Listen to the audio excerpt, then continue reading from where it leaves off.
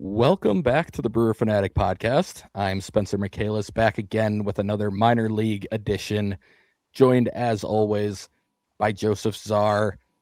Joseph, how are you doing today? Excited to talk some Timber Rattlers. I know we purposely saved some players from the last episode to make sure that we had a little bit more to talk about on this one.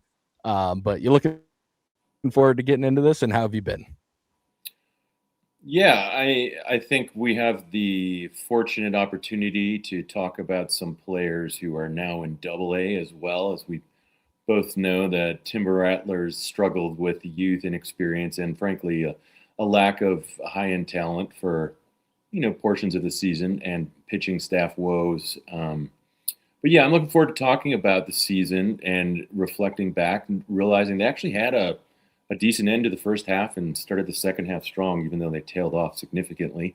Um, and yeah, I'm just excited to talk about Brewers. And oddly, when we last left off, we were pondering potential free agent additions in the minor league realm. We haven't seen one. So there's a lot hanging in the air, and we're going to have to just continue to wait and see what's on the table for that in the months ahead. But we are still at ground zero there, not a single player added. And I do want to take a moment quick before we get into this to just remind folks we have a really great winter league thread going on in the minor league forums at Brewer Fanatic. And Jim and Daniel have been crushing that coverage over there. It's tailing off. It's getting into the championship series round. There's not much action remaining. But if you care to learn about any of the players there, like a Stuart Burrow or Eduardo Garcia, obviously Jackson Churio playing there as well, and Steven Cruz, amongst a couple others, head over there and get some updates. It's been pretty fun to follow.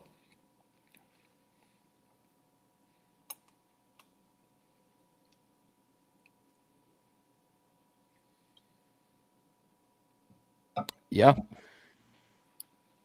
definitely check all of that out. We have to start this episode probably something that you really just hate to see happen to a kid. Really is what we're going to start with here. And Frank Cairone, the Brewers' second round pick, a left-handed pitcher out of the New Jersey area, unfortunately was in a very intense car crash about a week ago. Originally it came out that the car crash happened from a press release from the Brewers. There weren't many details, but you could tell that it was pretty serious, just given the nature of the release. And if it was a fender bender, we certainly probably wouldn't have even heard from the Brewers. We did on Brewer Fanatic, A-Rob's Brew Crew. He's somebody who gets a lot of inside information. In this case, was able to talk to a close friend, a close family member, somebody who's well aware of the situation, someone very close to Frank, and was able to give a little bit more detail, and with their permission shared it with the Brewer Fanatic forum. So we're going to pass that along for those of you who may not have seen this yet or heard this yet. So basically, Frank and a passenger, which we later learned was his girlfriend, were hit head-on by a vehicle that ran a stop sign. That passenger, his girlfriend, is awake. She suffered less severe but still significant injuries, currently recovering in the hospital as of this past Sunday. As for Cairone, this is, again, a Sunday update. I'll get into a little bit more recent update as well. But as of Sunday, what they told A-Rob's Brew Crew was the bleeding in Frank Cairone's brain had stopped, and they were waiting for the swelling to go down, keeping him on medicine, decreasing it every day until he wakes up so he's not so confused.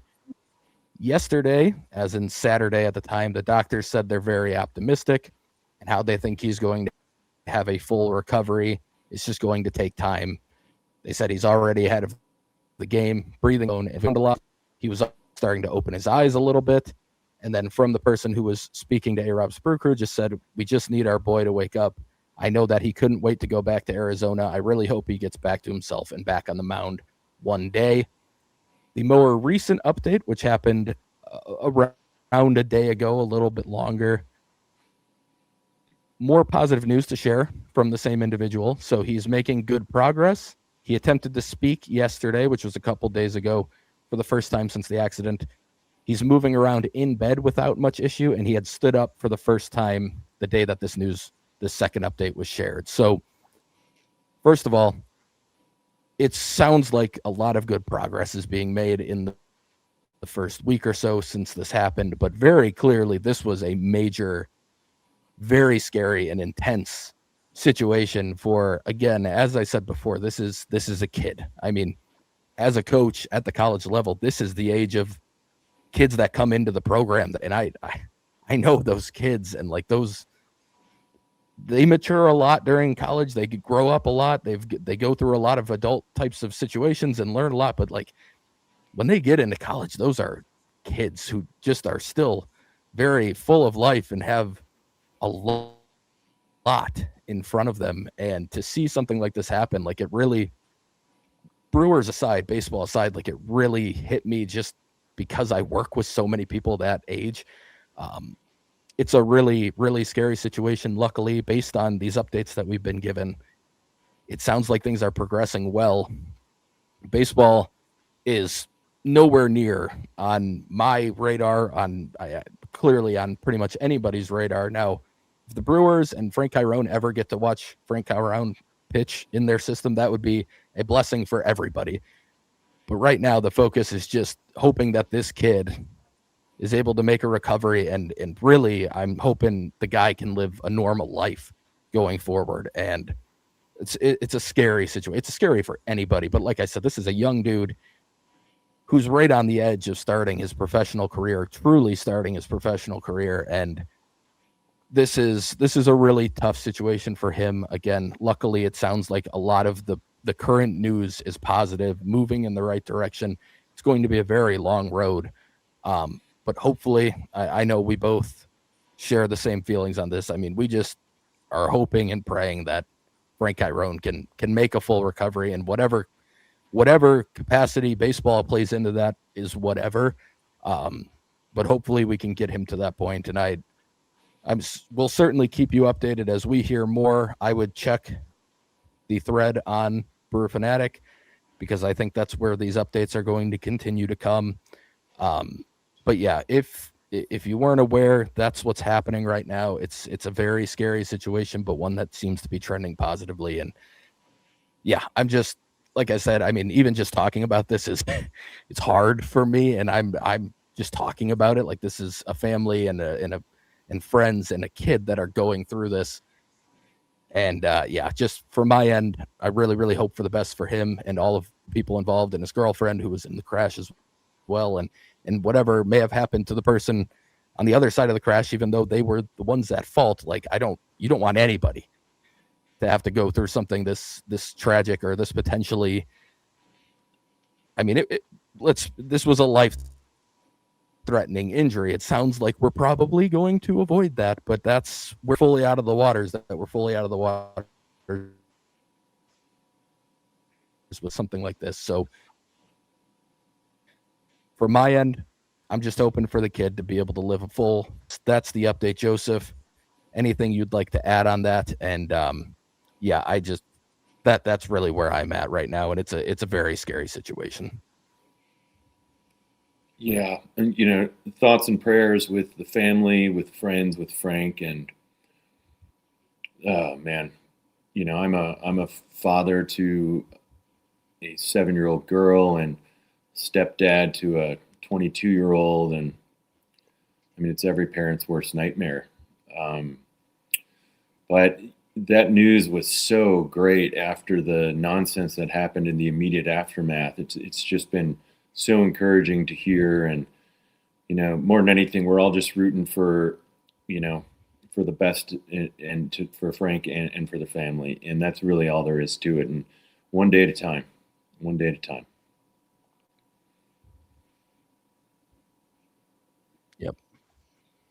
Yep, absolutely. So yeah, I think that's where we both land, and obviously I would imagine everyone lands, but rooting for him, rooting for his family and everybody to be able to see him just get through this and get to the, like you said, to the next day, because that's all it is right now. It's one step at a time.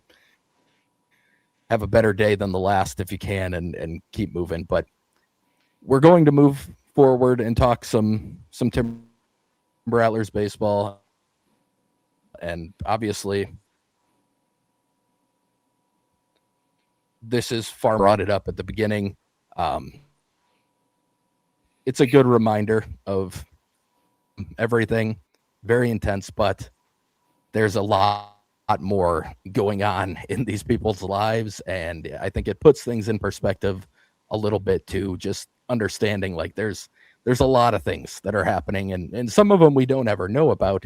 Some of them are major like this, but especially when you're talking about, like I said, kids, a lot of cases when we're doing these minor league ones, we are talking about teenagers, low 20s, like guys who are just still, there's a lot of life in front of them, who have a lot of things going on in their lives. And that's why, for the most part, when we do these, we definitely try and lean positive when we discuss these players. Obviously, we're going to give you our analysis as well, but we don't want to, we have to acknowledge that there is just a ton going on for these guys, and all of them have different things going. Like Brock Wilkins, a good example, in 2024, like there was things going on behind the scenes for him that nobody knew about, and it affected his play, and you don't know about these things. So you try and give grace, I think, especially to every player in every situation. And it's really, in my mind, a good way to just live your life is understand that everybody's going through stuff, and you gotta understand that you're not the only one that has things going on. Everybody does. So with that, we are going to move on to this, but we wanted to make sure to give that the attention and the care that it deserves, because that is a very serious situation, and much more serious than we're going to discuss here. But to move into the Timber Rattlers season, we are actually going to begin quickly with a question that we got from Michael Parr on Twitter, asking how important is it to the Brewers to have at least one farm affiliate close by geographically? With no other leagues nearby, how important is it for the Brewers to keep this? And is it better that it is now high A rather than low A? So I'd say for a few reasons, it's definitely important, or at the very least, it's very nice to have. One, we saw it a lot this past season with rehab assignments. You were able to send a guy like Brandon Woodruff or Quintana very quickly. Literally, they just would drive to Appleton and play in a rehab game, and then come back to Milwaukee afterwards and be back with the Brewers in short order. It was a very quick trip. Like, that's a really nice bonus to have. We actually saw throughout the season a couple times that T-Rats players on their day off had made the trip down to Milwaukee and were able to watch some games at AmFam Field, which gives guys an opportunity to kind of see like, hey, this is the goal. This is where I want to be. So I think there's value in that too. I think it matters. I don't know that it's of the utmost importance. I think facilities, a good relationship with, like those things come first beyond geography. But I do think it's a really nice bonus to have it. And they'd certainly prefer to keep it with the Timber Rattlers. And I mean, my understanding is their relationship is very, very strong. And I would be pretty surprised if it ever becomes any sort of, when it comes to high A, again, just for rehab purposes, especially, like it's a little bit of a better challenge. It's not a huge jump, but it's a little bit better. Any level you can climb up to send those major leaguers when they're rehabbing is probably a positive, and that's probably the main reason it's a little bit better. But it also means a little bit further along in development, maybe technically a little bit better baseball usually than you see at the low A level, and it's a very good group of fans in Appleton who are pretty loyal and get to a lot of games. So I'm sure they appreciate your thoughts. In your eyes, is it meaningful that it's high A versus low? Yeah, I think so. I mean, just this last year, we saw Quintana and we saw Woodruff, and we've seen Aaron Ashby there. We've seen Devin Williams there. And you can see, like, typically they're just working on some very basic things when they get to the mound. And yeah, I mean, the step up to high A is, it's obviously not like the step up to double A, but it's older players. And I always kind of laugh. There seems to be some strange synergy when Brewers players are going to rehab there, where they face the Cedar Rapids Colonels, and the Twins typically have a pretty mature group.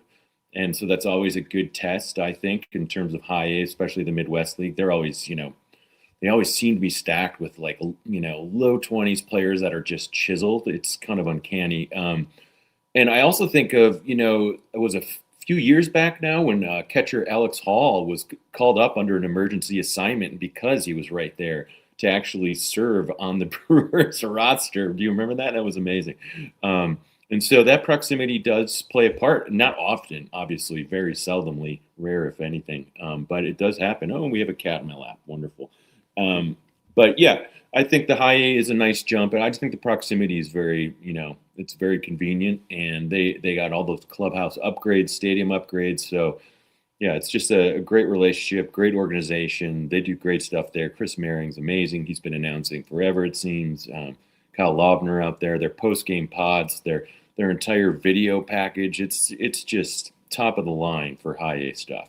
We're truly blessed as Brewer fans.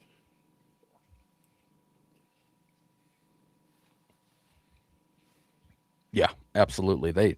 Their presentation, just watching MILB TV, is very, very strong too. I think the only minor league team I saw this year that was posting mid home run trot, the exit velocity and distance of the homers, which is a nice touch. That's a very common one at the big league level, but they were I think the only one I was seeing actually throw it up on a graphic mid home run trot. So really, really good work from them. And yeah, like you said, Chris Maring does fantastic work, and it's just a very, very well organized on TikTok, all their social medias with reels on Instagram and everything else. So like they do a very good job of marketing and branding and getting themselves out there, but also just doing it in a strong baseball fashion. The season review a little bit here.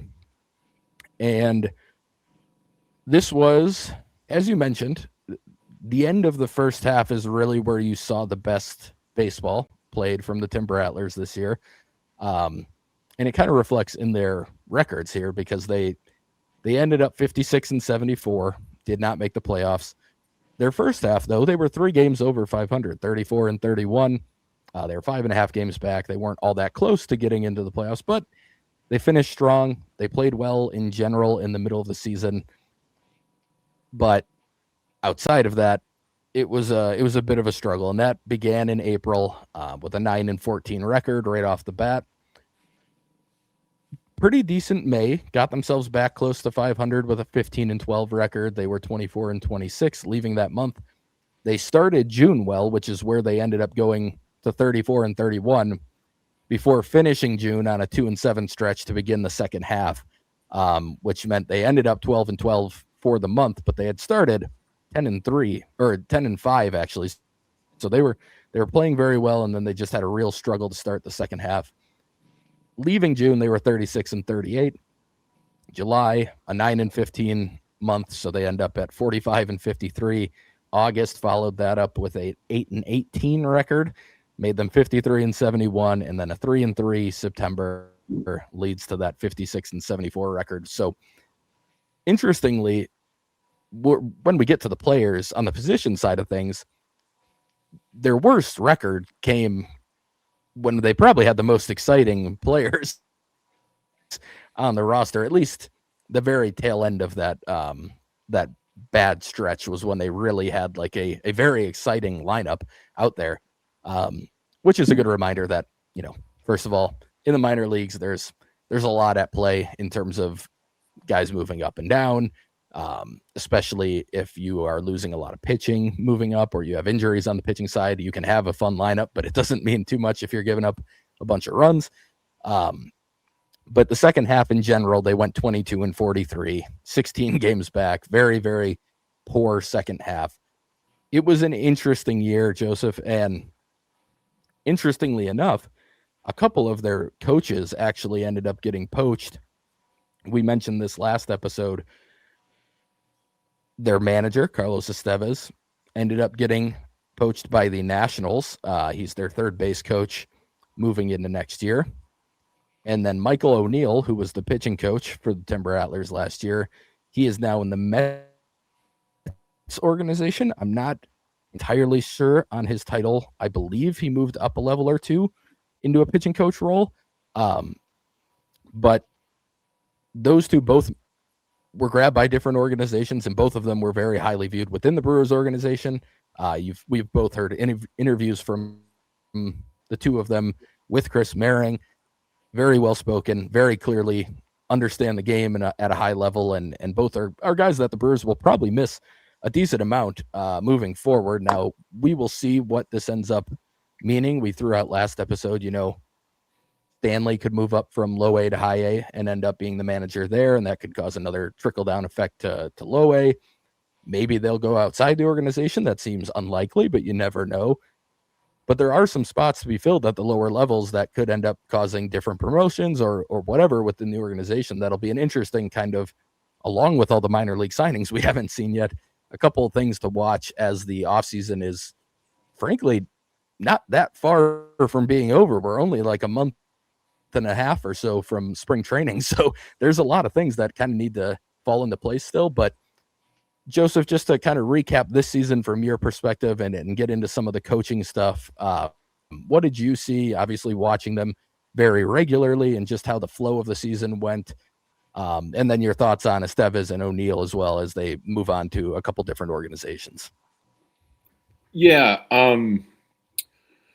O'Neill, actually, just to touch on that quickly, he became the, I believe it was the assistant pitching coordinator for the Mets' entire complex. So pretty big step up in title and responsibility. So it's pretty cool to see that. Okay. And, Estevez, I said it years ago when he was the Mudcats manager, he was a crown jewel in the system. So to me, it's absolutely unsurprising that he got onto an MLB staff, and I'm super excited to see what he does from there. It's easy to forget, but just one season prior to the 2025 season, the T-Rats were in the championship series. And so, his track record before that was getting the Mudcats to the playoffs, getting them in contention pretty much every year there. So he's just, and he's active in the winter leagues as well down south. So he's just a fun guy, and I'm going to miss him, honestly. I'm going to miss his managing style. In the minor leagues, there's not a lot of nuance there because there's often assignments delivered to teams. But it seemed like Estevez, out of all the managers, seemed to have a pulse on, actually making small, important decisions in game that could actually help the team win. And as somebody who watches as many games as I do, I always appreciated that. So he'll be missed, and it'll be really exciting to see what the Brewers decide to do there in terms of shuffling or bringing someone in new. In terms of the season at large, it was always really hard to get a real read on what this particular Rattlers team was capable of, just because I felt like the promotions, especially that came from the starting pitching staff, just really showed where the gap was in terms of guys who were promoted to fill in.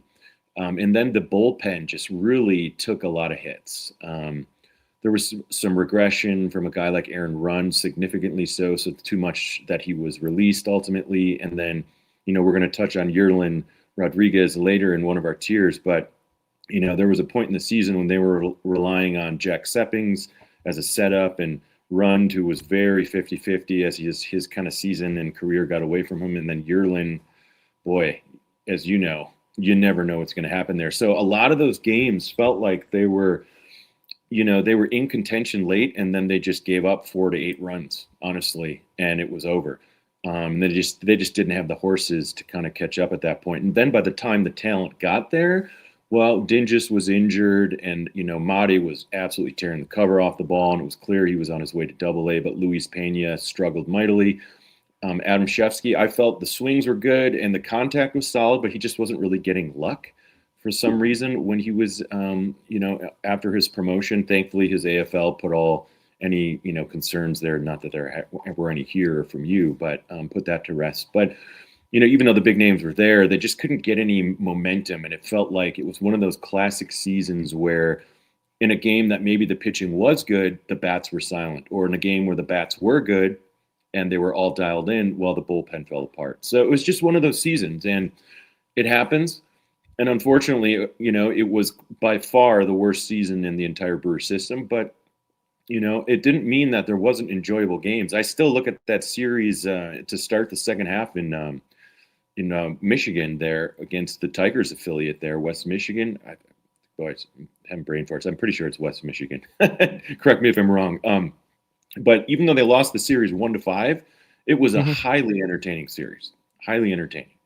And so then the season just got away from them pretty much from that point onward, sadly. But, even when I remember Adam Timmerman got called up, and right when he got called up, he went on the injured list, and it was just one thing after the next. And so it was just one of those snake-bitten seasons, unfortunately. I'm going to step away for a second. I'm now realizing that I called him Carlos Estevez multiple times. I meant Victor Estevez. I'm not talking about the former Colorado Rockies reliever. So my bad on that. But yeah, it was like Joseph just kind of talked about. And as I kind of hinted at, like even though the record really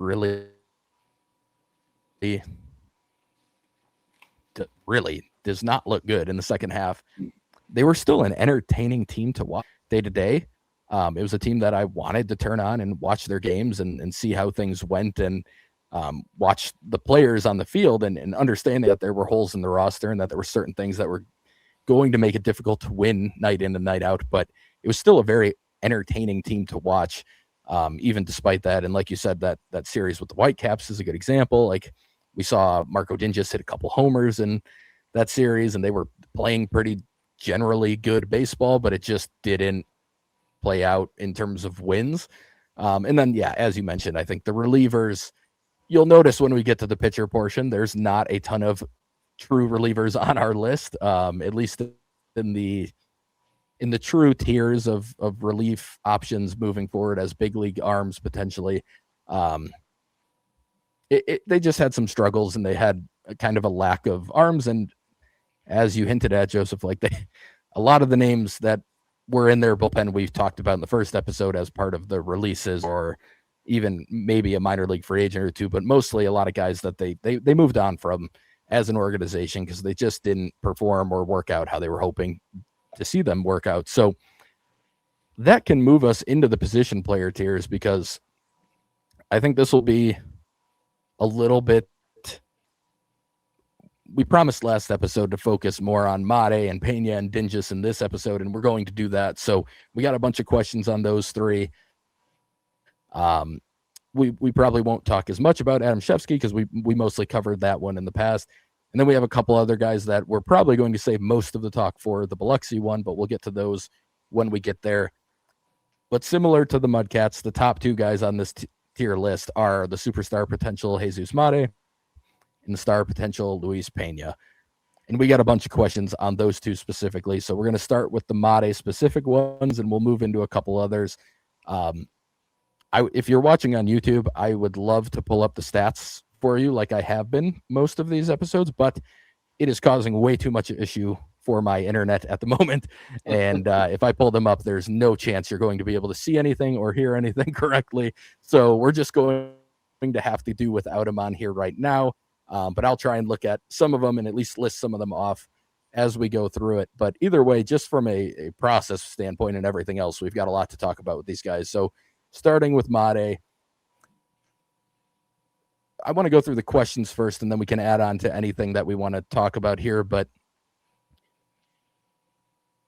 Matt K asked specifically about Mate in terms of basically he's asking, do you know enough about Jesus Mate's personality to say whether you think he would sign an 8-year, $100 million deal after the assumed lockout on his part, if he's in Churio's situation of a 2026 year in AA, maybe a stint in AAA, and then ready for the majors in 2027 or 2028, whatever you think will be the next major league season after 2026.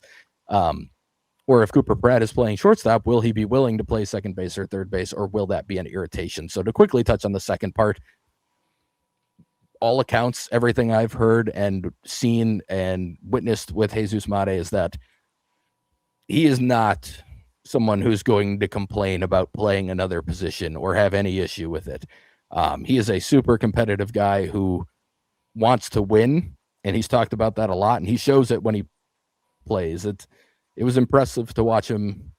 Really, there were very few instances where he wasn't going very, very hard. And frankly, I would bet that the organization sometimes has to rein a guy like him in to make sure that he stays healthy and doesn't get hurt, because they are very focused on his development. But I don't think him playing a different position will be an issue for him, at least from a mental standpoint or anything like that. As for the extension, I'm not sure. I don't know what he would look at it like. That said, I do think the Brewers will offer him something along those lines. I think he will get an offer very similar to what Jackson Chourio was given next offseason. I truly do believe that. Unless something really falls apart in AA, I expect him to get a very, very similar offer to what Chourio got. Maybe, a couple years later, the price might be up a little bit higher than it was for Chourio. But I think they're going to do it again. And I think when they have guys that they view as legitimate superstars, you're going to see the Brewers attempt to do this every time. It might not work every time like it did with Chourio. They might not be able to come to an agreement, but I feel very confident in saying that they're going to make an attempt. And I would guess in this scenario, we will see Mate sign a similar contract to Chourio. The only thing we don't know is whether it's something he'd be totally interested in, if his agent will be interested in it. But that's my guess. That's how I would look at that type of question. I think it will happen. And in terms of the position, I don't think it will really matter. But Joseph, just from those two perspectives, is this something that do you think that they might or will offer him a similar extension to Chourio? And based on what you saw and what you've heard or seen or anything else, do you think he would have any issue moving off of shortstop if that was what the Brewers wanted from him? Yeah, generally fully agreed on all your points. I don't think he did. I mean, he did that throughout the season anyway. He moved around. But what was clear, I think what was pretty clear is that the upside with his athleticism and just his incredible hand-eye coordination was that he is a very real shortstop prospect. I mean, the throws to first base, as we know, aren't always consistent, and that's something he'll have to work on. But, man, his range and some of the agility plays he made were just astounding when he got to Wisconsin. I couldn't believe it, frankly. And so I'm actually – it's funny because, as I was inexperienced with him early in the season, I was, having all sorts of judgment over commitments just because of his youth and, not seeing the forest for the trees. But, man, as that season got along, I felt like I became quite a bit more bullish on his defensive upside than the majority of pundits, if you will. And perhaps that's my own mistake. I don't know. I see some real upside at shortstop that we don't really have elsewhere in the system. But he's got, some work to do there to fulfill that. But I don't think he'd have any problem playing any of the spots on the left side of the infield. He's just a truly elite level athlete, like elite. So, yeah. And they're obviously going to try to sign him.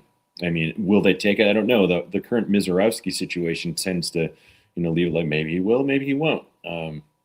So we'll just have to play by ear and see what happens.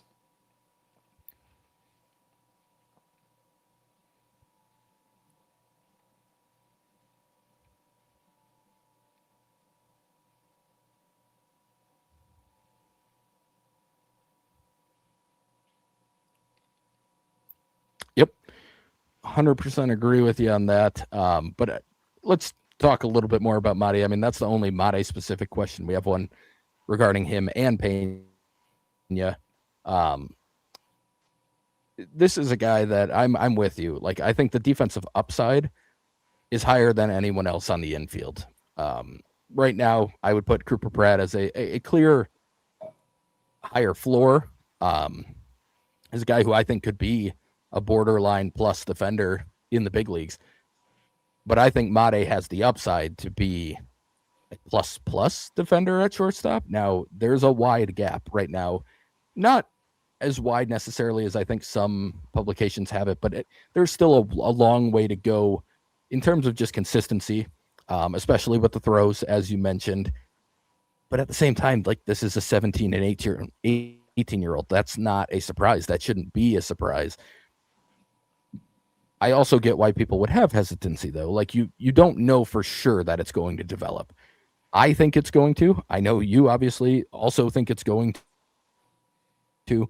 Um, but the defensive upside is very, very real. And I mean, the range, the athletic throws, a couple of the plays I saw in person, ranging up the middle and spinning in the outfield grass and making a throw to first. The arm is definitely there in terms of talent. Now, consistency with the throws, like we've said a number of times, are going to be a very big part of does it work out long term.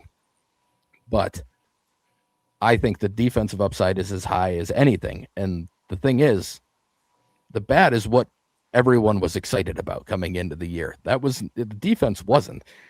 Most people viewed Pena as a better defender coming into the season. I would very much, and I think everyone agrees now. It's clearly Mate on the defensive end of the ball.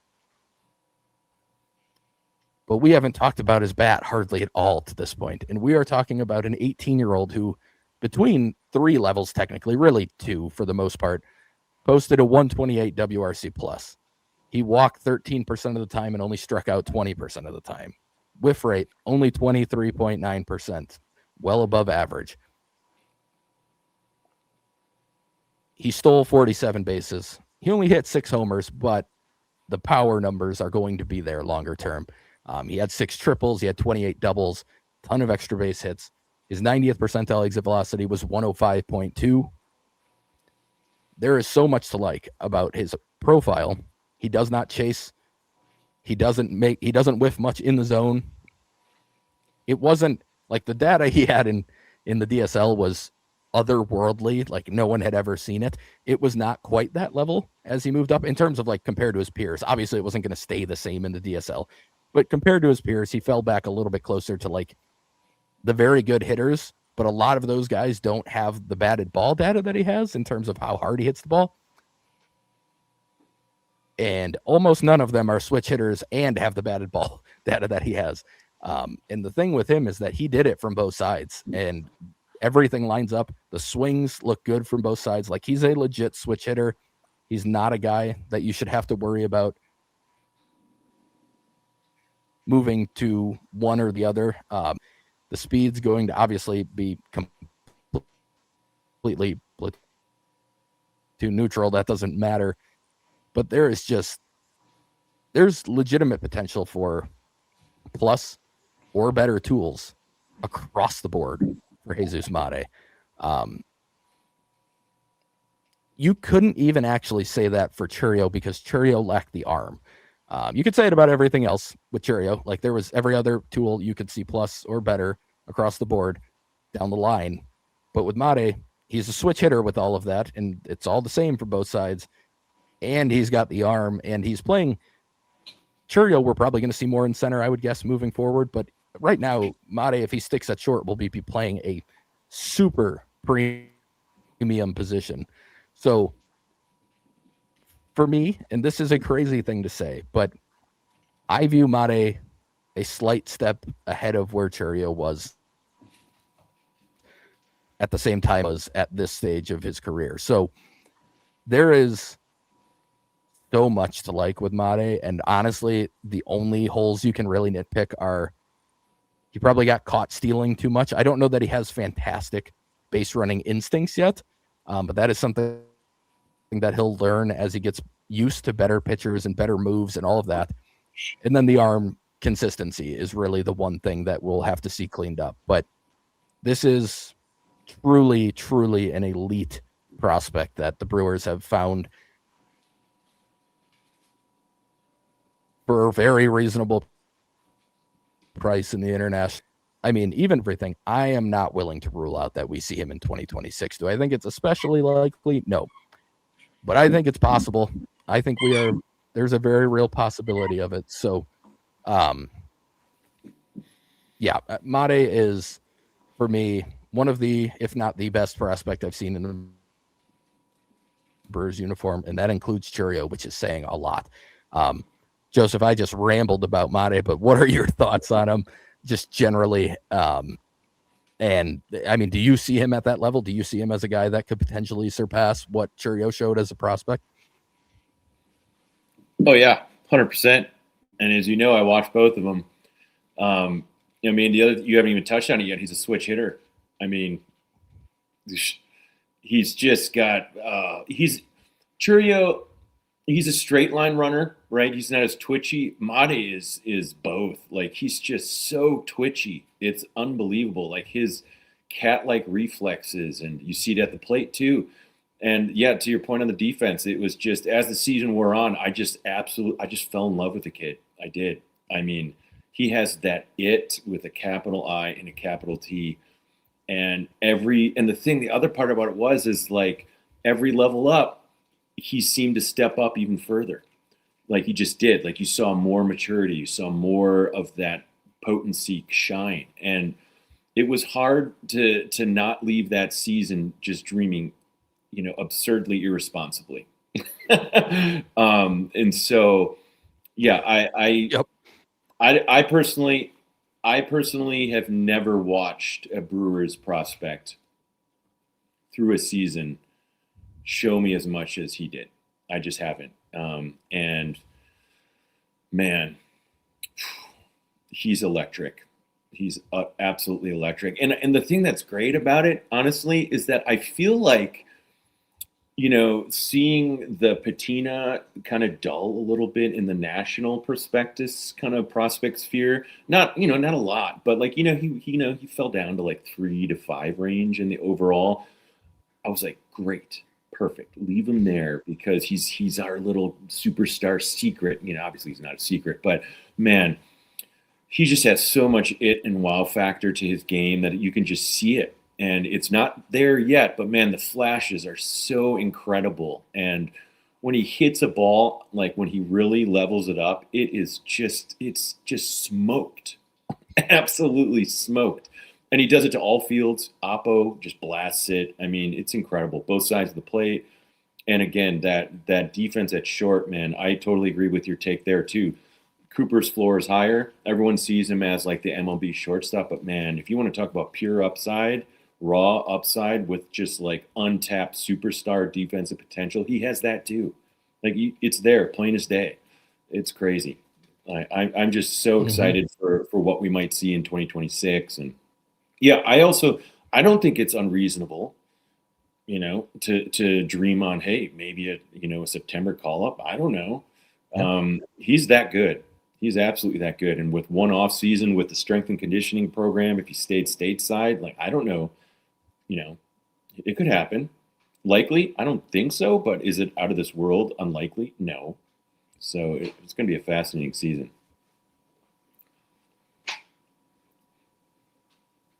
Yeah, absolutely. And we're doing all this. We're talking about Mate.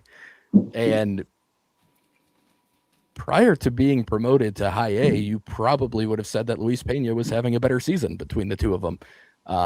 And we have him in the star potential category instead of superstar. And we mentioned it a little bit last week. Like, there is a difference between these two in terms of their potential. Like, there is a clear-cut difference. And honestly, a lot of it is tied to the defense. And we did get a couple questions on Pena in terms of the defense. So Matt K asked, not that it probably matters, but as he seems, he will hit. But okay, not that it probably matters, but he seems like he will hit. But what position do you think Luis Pena will eventually wind up in? He said second base, center field, left field, third base. He mentioned unsure about Mate's arm versus Pena's to include third base as an option. First of all, I would say arm strength wise, like, third base would be fine for Pena. I don't think that would be an issue in terms of the arm strength. I have maintained, especially since I saw him in Appleton in person, I think he's going to end up in the outfield long term, but I'm absolutely not making that change yet. I would like to give him at least another year in the infield. Let's see how he develops. Let's see how he looks, because I think there will be more value if he can stay in the infield than in the outfield. But my personal opinion is, based on what I saw, I think he ends up in the outfield. And I'll touch on Sprawl 135's question too. He said Pena has all the tools to play in the infield, but he just seems to make everything more difficult than it should be with poor feel, talking about timing, knowing when to stay back or when to charge the ball, judging balls off the bat. What do you think about his chances to stay in the dirt? So I would agree with every single thing you said. Those are the exact things that I saw, especially when I saw him in person. And I would add that the hands are okay, but I don't even think those are great at the moment. Now, some of that is, I think there's just a hesitancy to him in the field, and a lot of that is tied to hesitancy, like knowing when to stay back or charge the ball. If you don't trust what you're seeing, you catch yourself in between. Judging balls off the bat, even if you're getting a good read, if you're not trusting it, it doesn't really matter that you got a good read. I think that's a big part of it. And perhaps moving around the infield as much as he didn't do him any favors in that regard, because it's different reads for different hitters when you're on the left side versus the right side, even when you're at a corner versus the middle. Like, it's a very different read in terms of timing from the hitter and everything else and how it comes off the bat. But I would just fully agree with what you're saying there. And yeah, for me still, I guess to summarize it, like I said, I think he ends up in the outfield, but I am not going into 2026 saying like they need to move him to the outfield. I want to see how he handles it, because he's a great athlete. He's very clearly got tools. But if he doesn't adjust to some of the stuff that he's going to need to adjust to, I think he ends up in the outfield, where I think he's probably a very good outfielder defensively with his athleticism and his speed. And it might take a year or two to get used to it, but I think if he does end up out there, the defense will play very well. But how do you feel about it, Joseph? Is this similar to how you feel, or do you think you might be higher on the infield defense than I am? I'm not really sure, actually. No, I'm not really that high in the infield defense. Whereas Mate really kind of completely changed everything for me. The more I watched Pena in the infield, it was everything that the questioner spoke to. It was just poor angles to the ball bouncing off the heel of his glove consistently. The ball wasn't coming out clean at second base. Shortstop doesn't have the range that Mate has. So there's just a little bit of more of that, just that lack of that quick twitch to get to those far-reaching places. So he's not as an elite of a prospect there, and I don't trust the hands there. The third base, the arm is absolutely there. He has a cannon. Like, he made a couple absurd throws. So I want to get that out there. But yeah, I was, coming into Pena, to me, is the more interesting to talk about, honestly, at this point, because he actually is going to come into 2026 to reestablish his brand. He really is going to have to, in terms of, he had a really tough time at the plate at high A. There's just no getting around it. He just was mired in a long funk. I mean, long for the time he was there. It wasn't that long, but so he's going to have to kind of see how he, can he hit the ground running. I'm curious, if they're trying out guys like Eduardo Garcia in center field, I'm curious if they're going to give Pena some opportunities in center field in 2026. I personally want to see it. I think he's got the speed to handle all that coverage out there, and all of those issues will fall to the wayside more than likely. But I also agree with you in that it's certainly not something they need to do rapidly. They have plenty of time to continue testing him out, giving him exposure at all three positions. It's just not the upside there. It just isn't there. And so I want to see, with an offseason of infield work, is he going to take better angles? Is he going to be quicker to the ball off the bat? Is he going to trust what he sees? All of these points you were talking to and the questioner alluded to. And so that, to me, is more interesting than whereas Made, I'm like, well, I've already seen what the superstar could be there.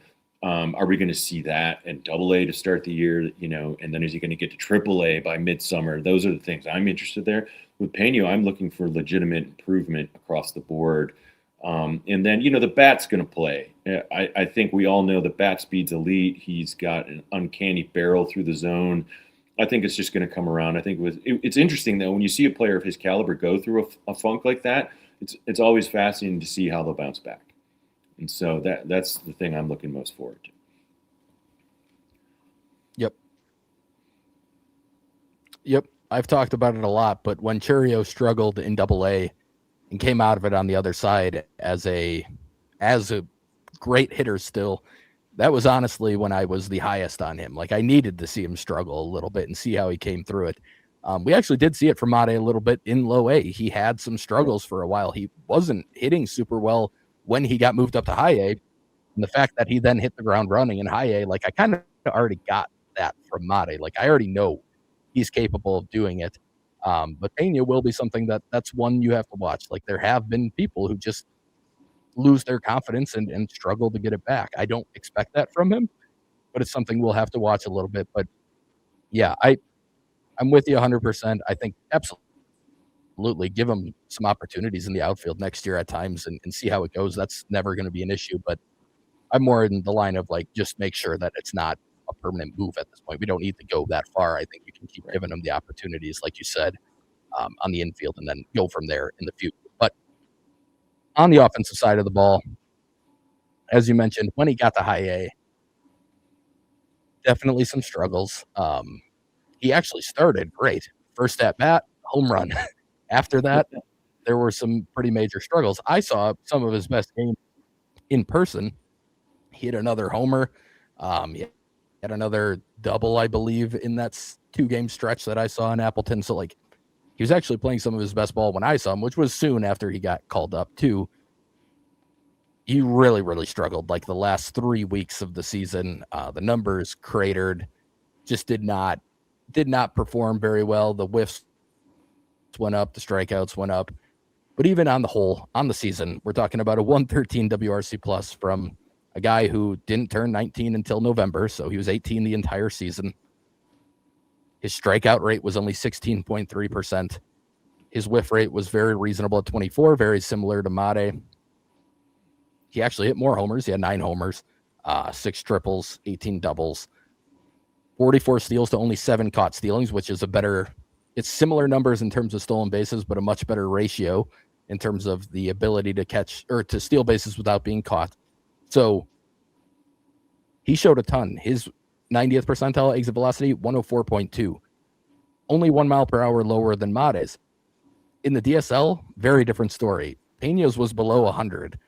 Mate's was already 104 in the DSL. So this was a very, very big jump for Pena in terms of his ability to impact the ball.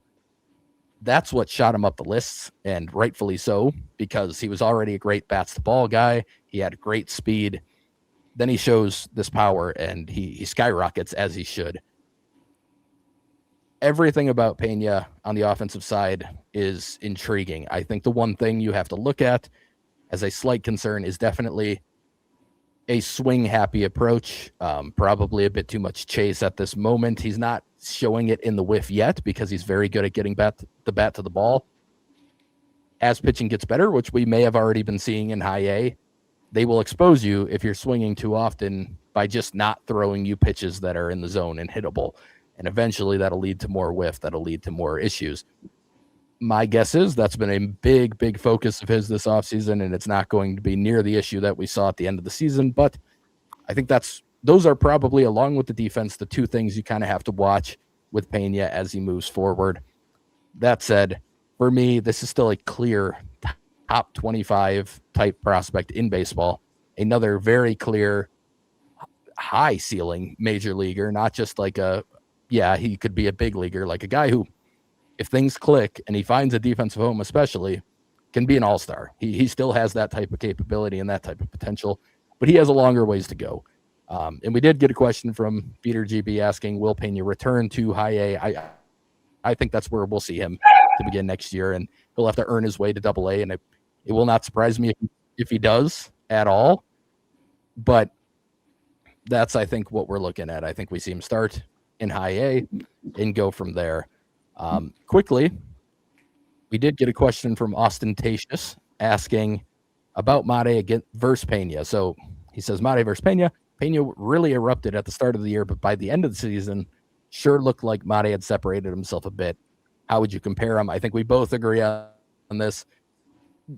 We talked about it at the beginning with the tiers, like Made's on a different level, but Pena's a very, very legitimate prospect who's, in my mind, a pretty clear number 2 in the system. I think you could make some arguments for other people, but for me, pretty clear number 2 behind Made. Very high ceiling, but more questions than Made has in terms of what he's going to be able to do and what he's going to make the best of his tools and some of the question marks that he has surrounding him. But yeah, that I think we both would agree on that. And do you have anything you'd like to add on Pena, or just the comparison between the two, or anything before we move into some of these other guys? No, I think that's pretty much it. He was incredible in low A, and rightfully so, got that recognition and really came on board and made improvements as you spoke to. But everything we've already touched on kind of defines that conversation. And I apologize to anybody watching. I now have 2 puppies in the mix, so if I have to get up, it's to control the younger puppy. We're doing this. It's like an animal zoo here, so we're trying to get her done for you, folks. We've got spotty internet, we've got puppies barking and wrestling. So, we're not just a baseball podcast. We've got a lot of things going on right now. But yeah, apologies if you're hearing any of this, but I mean, can't do much about it, and we're trying to get you some content. So hopefully it's not piercing your ears or anything. I think we'll all be okay. So, yeah, I think that can kind of take us out of the top 2 guys, and that was where we were for sure going to spend a ton of time on those 2 because they obviously deserved it. We've got one name that we're going to spend quite a bit of time on in this next tier, and then we'll move a little bit quicker after that, I think. But in the MLB Caliber Tools tier, we have Josh Adamszewski, who we covered in the low A episode. Probably won't touch on him much here. Marco Dingus, quite a few questions on him. We'll definitely talk about him a decent amount here. Blake Burke, we'll hit on him, but we're probably going to leave most of that for the AA episode. And then Andrew Fisher, who was the Brewers' first round pick this last year. We'll definitely talk about him, but we also don't have a ton to talk about because it was a very small sample that we saw him in Pro Ball. An encouraging one, but a small sample at that. So starting with Dingus, because that is the guy that has the probably highest ceiling overall in this group, and that's mainly due to his ability to potentially catch. My personal opinion on Dingus is that he will be able to stay behind the dish. I think he is going to be able to catch long term. But there are fair questions, and we'll touch on those a little bit. We got a question in that discussing some of the defense. But the big thing with Dingus this year was just how well the bat played. And it started in low A, where he absolutely was on a different level. Clearly too good for that level to begin the year. They started him there for defensive reasons. He was in low A mainly to get catcher opportunities at the lowest level. But the offense when he was there was just dominant. I mean, we're talking bordering on a 200 WRC plus in low A. Like, he completely crushed that league. Had no real reason to keep him there and forced his way to high A, probably before the Brewers would have preferred, just in terms of letting him keep up the defensive work in low A. But it came to a point where you just needed to get him better competition at the plate. And it showed. I mean, he was never going to keep up a 200 WRC plus. So it fell more in line with what you would expect from a good hitting prospect. Like, he still had a on the whole, it was a 161 WRC plus, but it dropped obviously pretty far from, I think it was 198 in AA or something along those lines, or in low A. But everything about him at the plate is very, very fun to watch in terms of the swing itself. He's looking to do damage, and he's looking to do big time damage. And the 90th percentile exit velocity would point to his ability to do that. It was 107.2. I mean, that would have been in the 92nd percentile for AAA last year. So that is a big time ability to hit the ball with a lot of power, and do it consistently as well. We saw at least a couple 113s, I believe. We saw homers that were over 110 miles per hour. he hit some rainmakers that were 109, 110. To be able to hit it as high as he was and get that much behind it, like there's special juice in the bat. We got a question, and this is a good question from Sprawl135 on Twitter asking, Dingus swings so hard. I know the whiff rates were okay at high A, but as he sees more advanced stuff, better approaches in AA and AAA, are you concerned about the hit tool? So on the whole, his whiff rate did end up being 28.3 for the season, higher than you'd like to see, below average on the whole in minor leagues. That is the one question I have with him offensively. And it's not a matter of can he do it? I think it's more a matter of will he be willing to change the approach? I think it's learning when to get your A swing off versus when to get your B swing off. I think that's going to be a really important part of his development. You can't always get your A swing off. You just can't. That's part of being a hitter. If you look at bat speed stuff in the major leagues, you will see that a guy like Christian Yelich might have a swing that's in the upper 70s in terms of miles per hour, in terms of speed. And then he also might have a hit that he slapped to left, and it was like a 67 mile per hour swing where he just kept his hands back, took it, hit it the other way, and got a single and a 2-strike count. I think learning when to really unleash and unload on a pitch versus when to, as you kind of talked about, learn how, okay, pitchers are probably going to be around the edges here. They're probably not going to give me something to hit. My A swing probably isn't even going to play super well. How can I shorten up? And I'm not talking in like the very old school sense of like, okay, choke up on the bat and hit the ball the other way. No, I'm talking about just lightening up the intensity a little bit in the swing and trying to make sure that the focus in that moment isn't necessarily to hit it 110, but it could be to hit it 103 on the line. Like that's all we're talking about in terms of a difference here. Like I don't need to see him completely change what makes him a good hitter, but I think it's finding the balance, and it's probably the most important part of his offensive development in my eyes.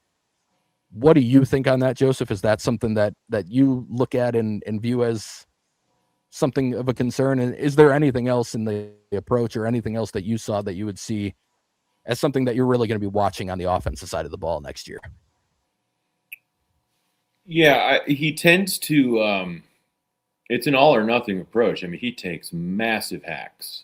There were several swings in the season where he ended up on his feet, or excuse me, on his knee on the ground because he had literally swung out of his shoes. And so he's going for the fences early and often. And so, yeah, to that point, I agree. Like I would like to see him, refine that approach. That's not gonna, that's not a winning combination in the higher levels, I don't think, especially when you're already looking at a 28% whiff rate.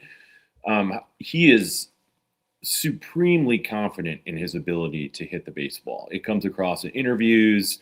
He says it repeatedly. So he has no lack of confidence in his ability to barrel a ball. And I like that. The issue for Dingus, I mean, that's a concern. Sure, I think it's reasonable, but really the issue is health. He needs reps. We should shift to the defense there. Like we all know it, and that's why they sent him to the AFL. And then sure enough, in the first week of the AFL, he retweaked the hamstring. And so we're dealing now with a soft tissue injury, much like, hate to say it, but like Marshawn Lloyd with the Packers has dealt with. It's obviously, it's not that extreme, but you never know how an athlete's going to respond to these soft tissue injuries. And he got dinged up a little bit in his first year. So for me, my major concern with Dingus is, can he stay healthy and get the experience and the reps that he desperately needs to refine his rough edges behind the plate? Because we saw real improvement there, real improvement with the framing, real improvement with his movement. He's got the athleticism back there, but he needs to work on the reps throwing to second base. His footwork gets really sloppy and the ball sails on him, even though we both know he has an absolute cannon. But he lacks refinement to a way larger degree behind the dish than he does at anything at the plate. And so for me, my primary driving concern with him is, can he get healthy? can he stay healthy and play an entire season? He absolutely has to. Otherwise, he's going to get stalemated in his progress. Yeah. Yeah. I think my hope next year is that we see him, I think, DH probably 20% of the games and hopefully catch about 80, maybe 75-25, something along those lines. Try and help him build up into this, because this is a guy who had only caught 2 seasons basically in his life. He caught in high school for a year, and then he caught at a JUCO for 1 year. There's not much experience, and this is going from, JUCOs play a decent amount of games, but high school, not very many. This is a big jump in terms of the ask. It just generally, pro ball's a big jump in terms of the amount of time that you spend and what you have on your plate in terms of just moving around and doing things pretty constantly. Learning how to manage that is going to be super important, because yes, you are absolutely correct. We got a question from Ostentatious asking, how are you seeing Marco Dinges developing, especially behind the plate? I'm with you on everything you said. Like, when he was out there, you could see him growing in things that require literally just getting reps. A lot of it is getting reps. You could see the framing improving. You could see the way he moves back there. I mean, he's very athletic for a catcher. You can see that he moves differently and better than a lot of people back there. But in terms of the actual technique, there's a lot to clean up still. I think the receiving got better, as you mentioned. Blocking definitely needs work still. He's got the athleticism to do it, but in terms of reading pitches early enough to block them, his ability to square up some of the stuff, he's a guy that I kind of wonder if going towards the William Contreras route of mostly using the glove to block, trying to pick balls might not be his worst thing, because good athletes back there, a lot of times that's what they're most comfortable with, and trying to force them into blocking actually causes more issues. Now, right now in his career, I would have him still continue to work on the blocking, because if you can figure it out, it's often the safest, the more likely to make a play. But if you have really good hands, it can actually be better, and that's why they have Contreras do it the way they have him do it. I saw him call some games in terms of minor league games, and watching him in person, I thought he was doing a solid job in that regard. He seemed to read swings pretty decently for a guy with little experience. The throws, as you mentioned, the footwork is the biggest problem. It's all over the place. It's not super consistent in any way right now. Like, he'll get some great throws off, some like 1.8 pop times right on the bag, and it's like, oh, yep, there it is, cannon of an arm. He moves quick, but I think sometimes he's moving way too quick for his own good, and his feet get out of whack, and he's all of a sudden pointed towards left center when he's throwing, and we saw some very, very bad throws as well. We also saw him pick off a couple people at first on back picks. So, like, the arm talent's there, the ability to move is there, the framing was coming along. All of these things are really good signs for me, but I agree with you completely. Like, we need to see him get more opportunities, because he needs to be able to stay on the field. And then he's going to still have to grow. Like, we're all trending. These are all trending in a good direction, but there's a long way to go on a lot of these. My confidence in his work ethic and the way he operates have me pretty confident that he's going to end up sticking behind the plate. But there is 100% a world where he doesn't. The athleticism may allow him to play like a corner outfield spot, which is a nice fallback, because the bat, I think, could probably play in that type of role. But it's his best outcome and his highest ceiling is behind the dish. So they may take their time with it. I think they're going to move him probably a little bit slower than maybe what the offensive results might indicate to people, just to make sure that the defense is coming along right. But this is a very high ceiling player who, frankly, I mean, from this group, I think he's got the highest ceiling, but some of these other guys have a higher floor. So I think that's kind of where we both are with Dinges. The only other thing I will mention, and this is more, I know 100% this is born out of competitiveness for him. But as a catcher, the body language is one thing that I think he definitely will also need to continue to clean up. Not just when he's on defense, like at the plate when things aren't going well, you can see it in his body language a little bit. But even when he's catching, and I saw a couple innings where guys were kind of spraying pitches, um, it wasn't going great, and you could just see the way he slumped his shoulders, the way he reacted to certain things. I think sometimes it was even himself being upset with like, oh, I didn't receive that well, I didn't block that well. But the way he was reacting to some of those things, like those are everyone on the field notices that when you're doing it as a catcher or a pitcher. Those are the two spots on the field where you cannot have bad body language and get away with it. I think that's something he's on going forward as well. But in terms of tools, in terms of everything he's got going for him, like the upside is tremendous. Um, but for a 4-year college guy, or for a college guy, this is about as wide of a gap as you would see for a floor and ceiling, just in terms of how much room he has to grow on the defensive side at the catcher spot. But very, very high on Dinges personally. Anything you want to add to that, Joseph, before we hit these other two guys quick? No, not necessarily. I think everything you're touching on is accurate. I was just kind of, I got an alert on my phone and I saw the discrepancies in what Brewers catcher William Contreras asked for and the Brewers offered. And I was already like, oh boy, are we going to get another Burns experiment? And then I saw his Twitter post. Sorry. And I was like, okay, here we go again. Yeah, no, he's just he's in a raw developmental stage with incredible tools, and he just needs to stay healthy. It's end of story. Honestly, for me, that's all it is. He just needs more reps. And man, losing out in that AFL season, that was a big deal. I was really bummed for him because that was huge for his path into 2026. And now I'm just hoping that hamstrings can really linger, and it certainly did. It retweaked, and now I'm a little bit. The AFL was not that long ago, and if you have a hamstring issue and it resurfaces, I'm nervous that he won't be available for the start of 2026. I'm not saying I've heard anything there. I'm not saying that there's any inkling that that's even happening, but that's where my concern goes from the perspective of really loving the player, but having concerns about will his body hold up. And I ultimately just hope this doesn't turn into a Garrett Mitchell experience. And maybe that's just past player trauma. And hopefully Garrett's healthy. And I'm not trying to put any bad juju out there, but that's literally where my only concern is, because I just need to see him play more.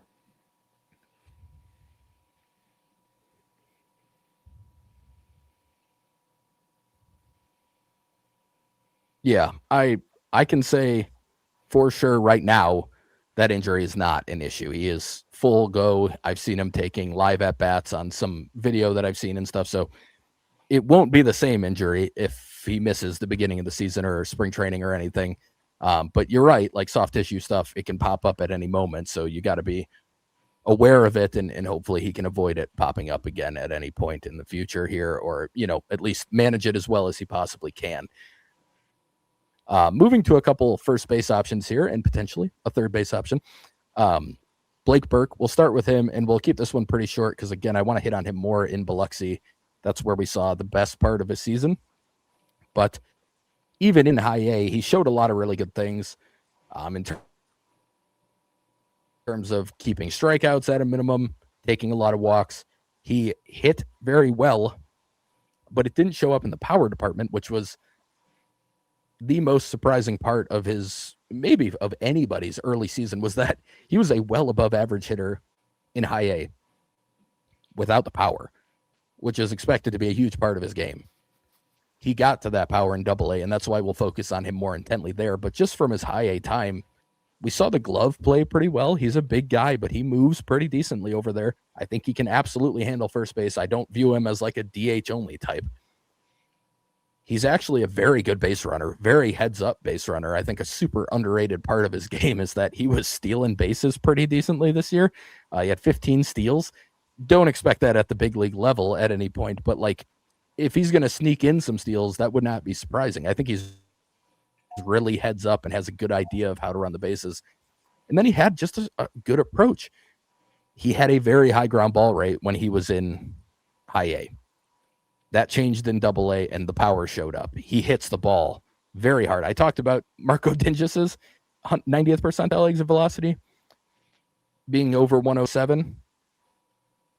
Burke's was 108.8. So we're talking about impacting the ball at a very, very high level. But if you're hitting it on the ground and you're a big guy, that can cause some issues later in pro ball at the upper levels, especially in MLB. If you're hitting it in the air, you can be a middle of the order hitter at first base for a long time. That's going to be the question for him. For me, is the ball getting elevated enough or not? Everything else about his profile, I'm a big fan of. But I actually think that's about as big of a linchpin for him as a big leaguer as you can possibly have. If it's on the ground, that's kind of where Rowdy Tellez fell into an issue when he wasn't hitting the ball in the air, and it kind of completely he's turned things around, but it really messed with his career. It was the thing with Vogelbach too. We saw a lot of balls on the ground with a guy like that. You hit the ball as hard as he does, and you hit it in the air, you're going to see a lot of success. You hit it on the ground, you're a big dude. Like I said, good base runner. Faster than you'd think, but still not a burner by any means. It's going to be tough. So I think what we saw in high A might be tough to replicate as you get higher in the levels, but what we saw in double A could make him a very, very good big league bat. Is that sort of where you land on this as well? Yeah, I really like Blake Burke. And I think what you touched on there is important. Like, he's a very underestimated and underrated athlete because he's a bigger guy. Like, he's actually very graceful for as big as he is. He's got some quick movement to his side. He's got a good glove. He's got good hands. And yeah, the bat and the ball on the ground was a concern per se in Wisconsin, just because we were wondering, where is this loft power, this gap power that we know is there? And then, man, when we talk about him in Biloxi, that's when it really starts coming on. It's just extremely impressive. He made some of the a couple of the more impressive defensive plays across the entire system. I can recall. I mean, it's not Timber Rattlers specific, but he made a charging play in a bases loaded situation in Biloxi that had grabbed a key out at third base to grab the lead runner. It was just an incredibly heady play. He tried to repeat that later in the season and botched it. But yeah, he's just, I feel like he gets typecast, in the Vogelbach and Rowdy mode, but I think he's more of an athlete than either of them. I just do. And so I think there's bigger upside there. And if he can keep what he did in Biloxi as a consistent part of his game, is a big league player, just straight up. And so that's going to be it. Like, he may be a nice first baseman, not like Gold Glove caliber, but, solid. Certainly not a Prince Fielder over there. Like, he's got good defensive qualities.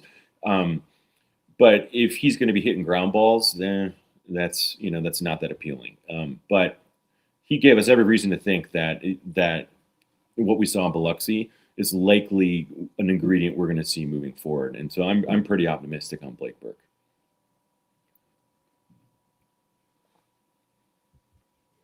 Yeah, I'm a big fan. He showed a lot to me this year. I wasn't quite sure what I saw at the end of the season after he made his pro debut. Turns out he was battling some injuries, and I think that played a big role in what we saw. He was very impressive this year. I mean, it's always hard for me in terms of my personal rankings to go super high on a guy who is absolutely a first base only prospect until I see repeated ability to lift next year. But if it's there, like, he's gonna fly up my board. If it's been being hit in the air, like, he's a top 10 guy in the system because the bat could be so good. And I think he's going to be an above, at the very worst, he's an average first baseman defensively. And I think he could be a little better. So very, very big season from him. High A, saw some of the concerns you might not want to see. And then we really saw it take off in double A. Andrew Fisher, it was a short time. We got a question on him from Ostentatious saying, I'm really excited about Andrew Fisher. I think he's the kind of bat we need. Do you project him ripping through the system?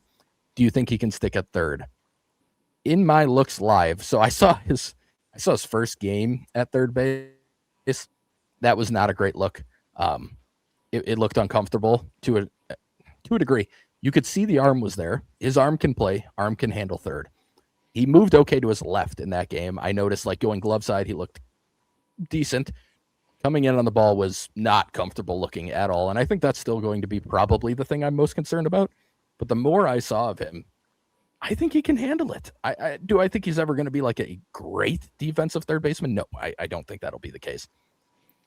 But do I think he can play it? I do. I kind of think he might be able to stick there. And if not, I think he ends up being a very good first baseman defensively.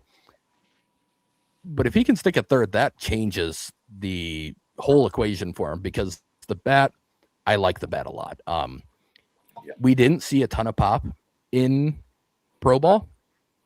It did turn out, and we saw a later report from Baseball America, he was dealing with a wrist issue, which is absolutely going to sap your power. So we saw something that wasn't quite the version of Fisher that you'd expect. However, the angles he was hitting the ball at, the ability to put the ball in play on a line or on a fly ball, pulled fly ball, if the power is there and the wrist was sapping that, it's going to play, and it's going to play really, really well. I was split on this pick, to be honest, when it first happened. Part of it was me thinking that he was a first base only guy. I'm not so sure about that. How the power translate. That's still my concern, but the fact that he was dealing with a wrist injury makes me a lot more hopeful that that's all it was. Everything else I saw from him, I was a fan of. Tennessee, their coach obviously got hired by San Francisco to be the manager, Vitello. They clearly teach a lot of good baseball skills there. Him and Burke came into the pro system with very good instincts, with very good idea of what they're supposed to be doing on the bases, in the field. Even for Fisher, at a guy that was in a spot that he wasn't used to, knew exactly what he should be doing on every play. Like I was very impressed. I think that's why I think Vitello will probably do a good job at the pro level, even though it's a big jump and there's a lot going on there. I've been impressed with the Tennessee guys when they get into pro ball and their ability to just play baseball at a high level. That stuck out for Fisher as well. So I really liked what I saw. Now, I need to see the power actually show up next year, but I have a feeling it's going to. And if it does, to answer the other part, yes, I think he can move through the system very, very quickly. Joseph, what do you think?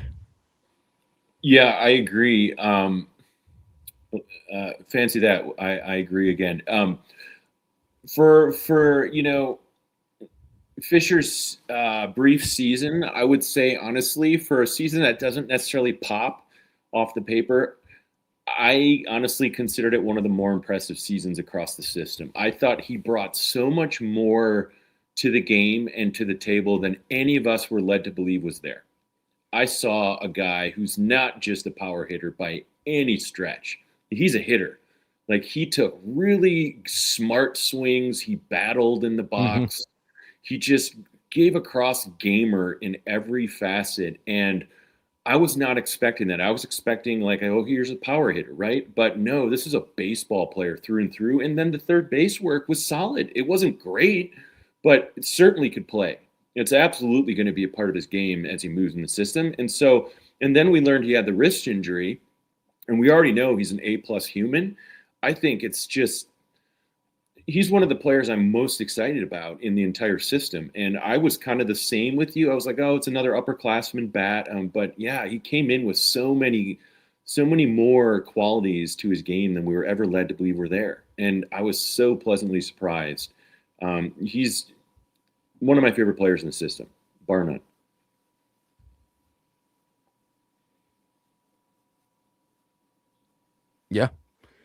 Yeah. No, I was extremely impressed. And like I said, it was like the last few years, I've been kind of split on all three of the first round picks. But all Wilkin, Payne, and Fisher have proved to me that the Brewers know what they're doing. So I should probably stop questioning them when they make picks that I'm not 100% sold on. But yeah, there's a ton to like here. And like I said, The only concern for me is if the pop isn't there enough in the way he hits the ball, it could lead to just a lot of flyouts instead of homers, just because he does lift the ball so consistently. But as long as the pop is there and it goes far enough, which I think it will, I think he's going to be a guy who could hit 30 homers and also be, like you said, a good hitter, not just a power guy. So I'm very excited about what I saw, and if he sticks at third, especially, he could be very, very nice to have, and he could be in the big leagues in short order, I think. So moving to the MLB Caliber Tools with questions tier here, we have Eduardo Garcia and Matthew Wood. We'll focus more on Garcia here. We will leave the Wood talk more for Double A because he struggled a little bit in High A, and then he really took off in Double A and had a very, very good season once he reached that level. So we'll talk about him more there. But Garcia, this was a bit of a bounce back year for him. This is a guy who's had some struggles. He had been up to Double A and then moved back to High A at one point.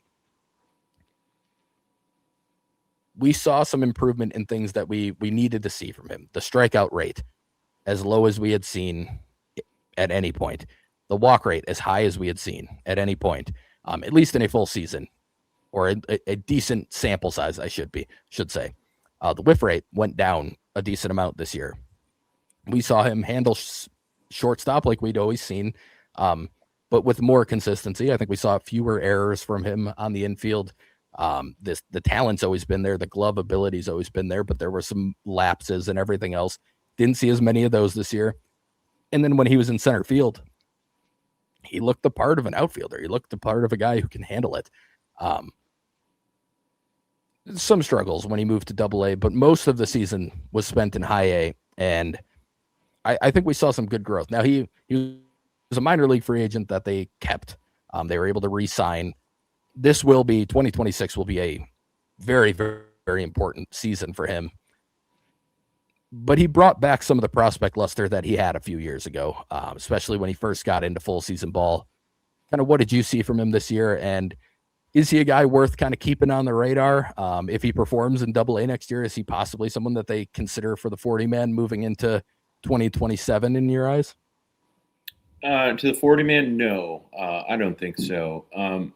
But it's important to remember, like, he was still only 22 years old last year, which for the majority of the season. I mean, he turned 23, I think, in July. Mm-hmm.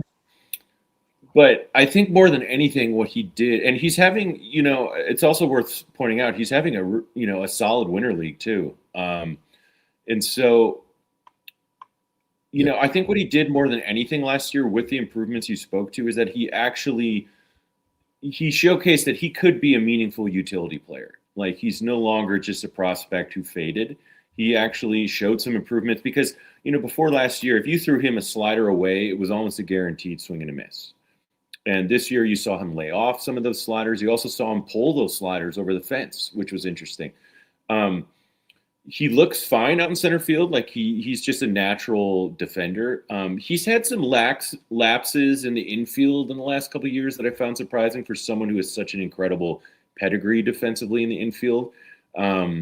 And so I think my personal opinion is he's figuring out how, like, putting on more mass is impacting his, his movement. But I think that he's a player that's trending in the right direction. And that's the most important thing there. I see him kind of as almost a version of Ethan Murray in that way. Whereas, Ethan really rediscovered himself in Double A and then became, a legitimate prospect again. And now is at Triple A, and we'll talk about him in the upcoming episodes. But yeah, I don't think he's going to be added to the 40-man. He'd have to do quite a lot to do that. But I do see him a little bit now that he's signed into the free agent contract. He's kind of back into a similar position that Ernesto Martinez Jr. was in. And unfortunately, he's now with the Yankees, even though he was a fan favorite, And so I think more than anything, what he did is he built up his resume. And I don't see a future where he's a 40-man ad, not in 2027. So more than likely how I see it play out is he's probably going to be playing for another organization in 2027. But hey, you never know. But I certainly enjoyed his play measurably more than I had in the last 2 years, which was a plus.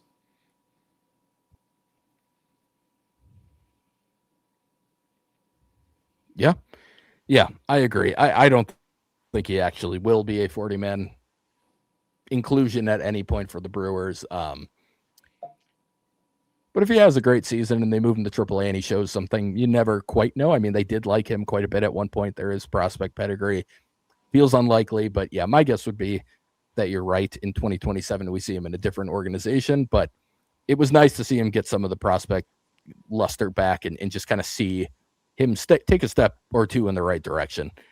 Moving on to our final four here, others of note. We have Juan Baez, Taden Hall, Kalen Nicasia, and Luyin Alastre.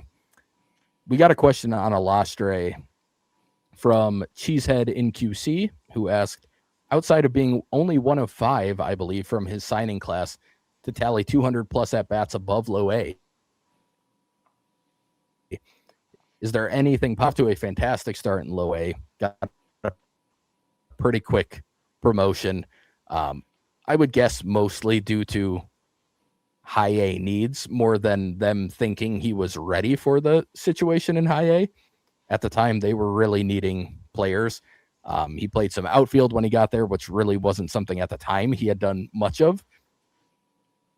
I would say the positives I would take away from his time there were, one, watching him, he felt like a guy who looked more comfortable than the stats were showing.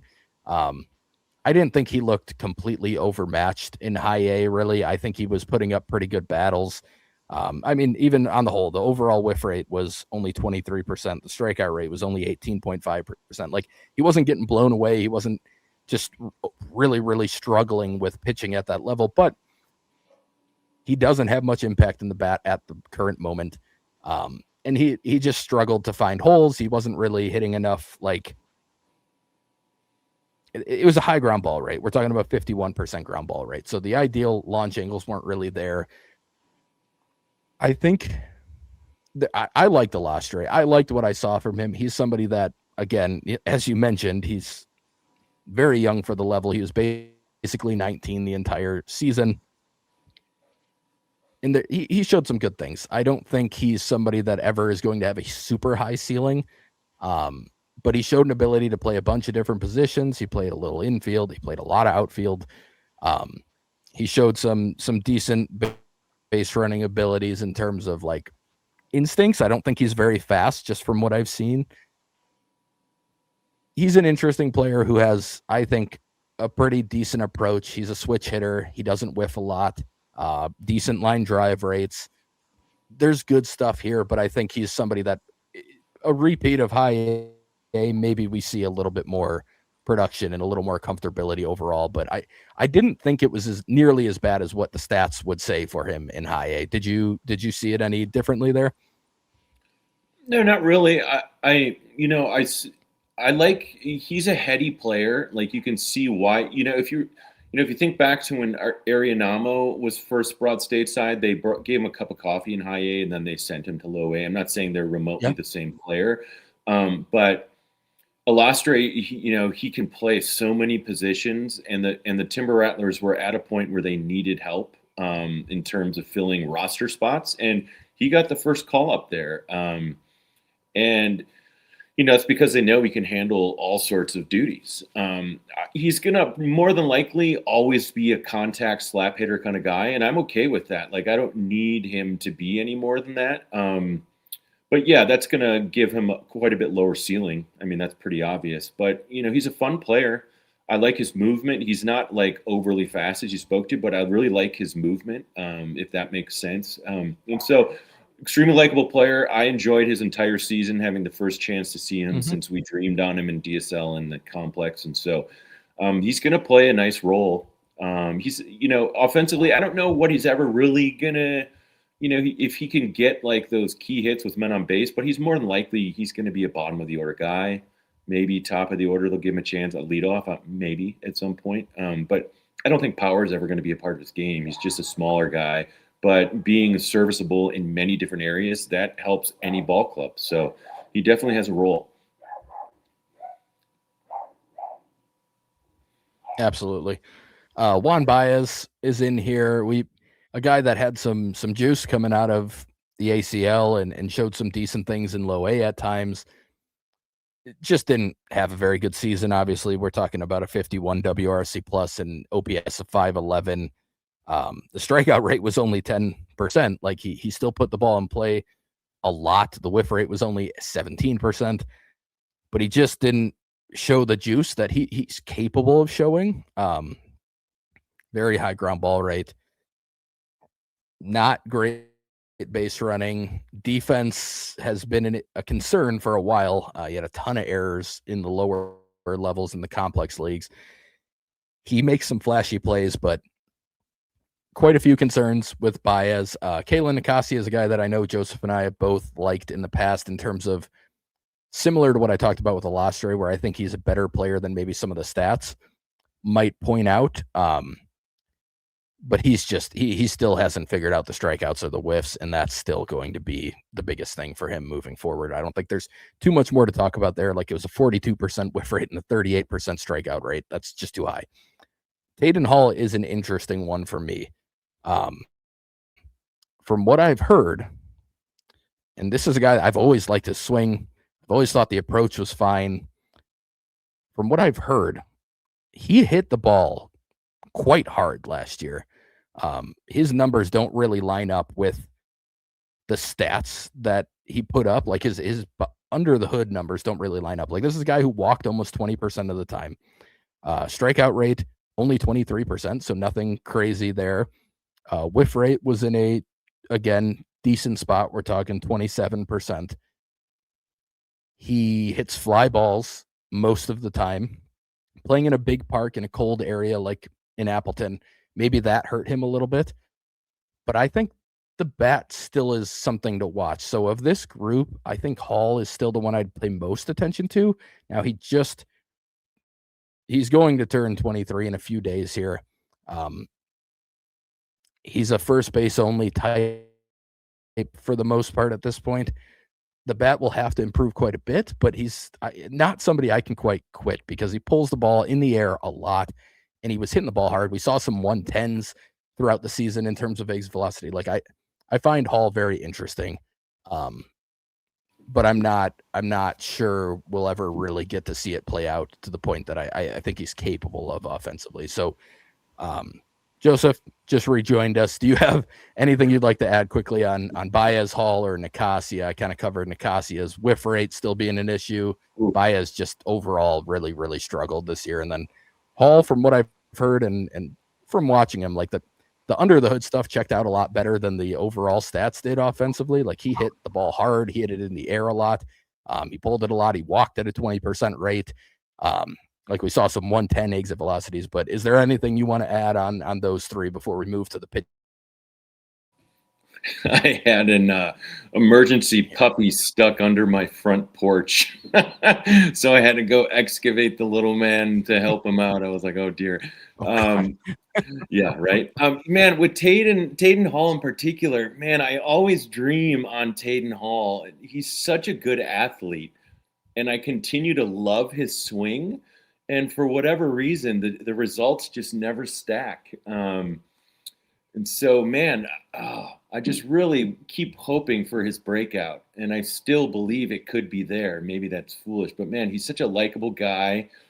And I like his approach. I just wonder if we'll ever see what he's truly capable of. I don't know. Baez, man, Baez. Yeah.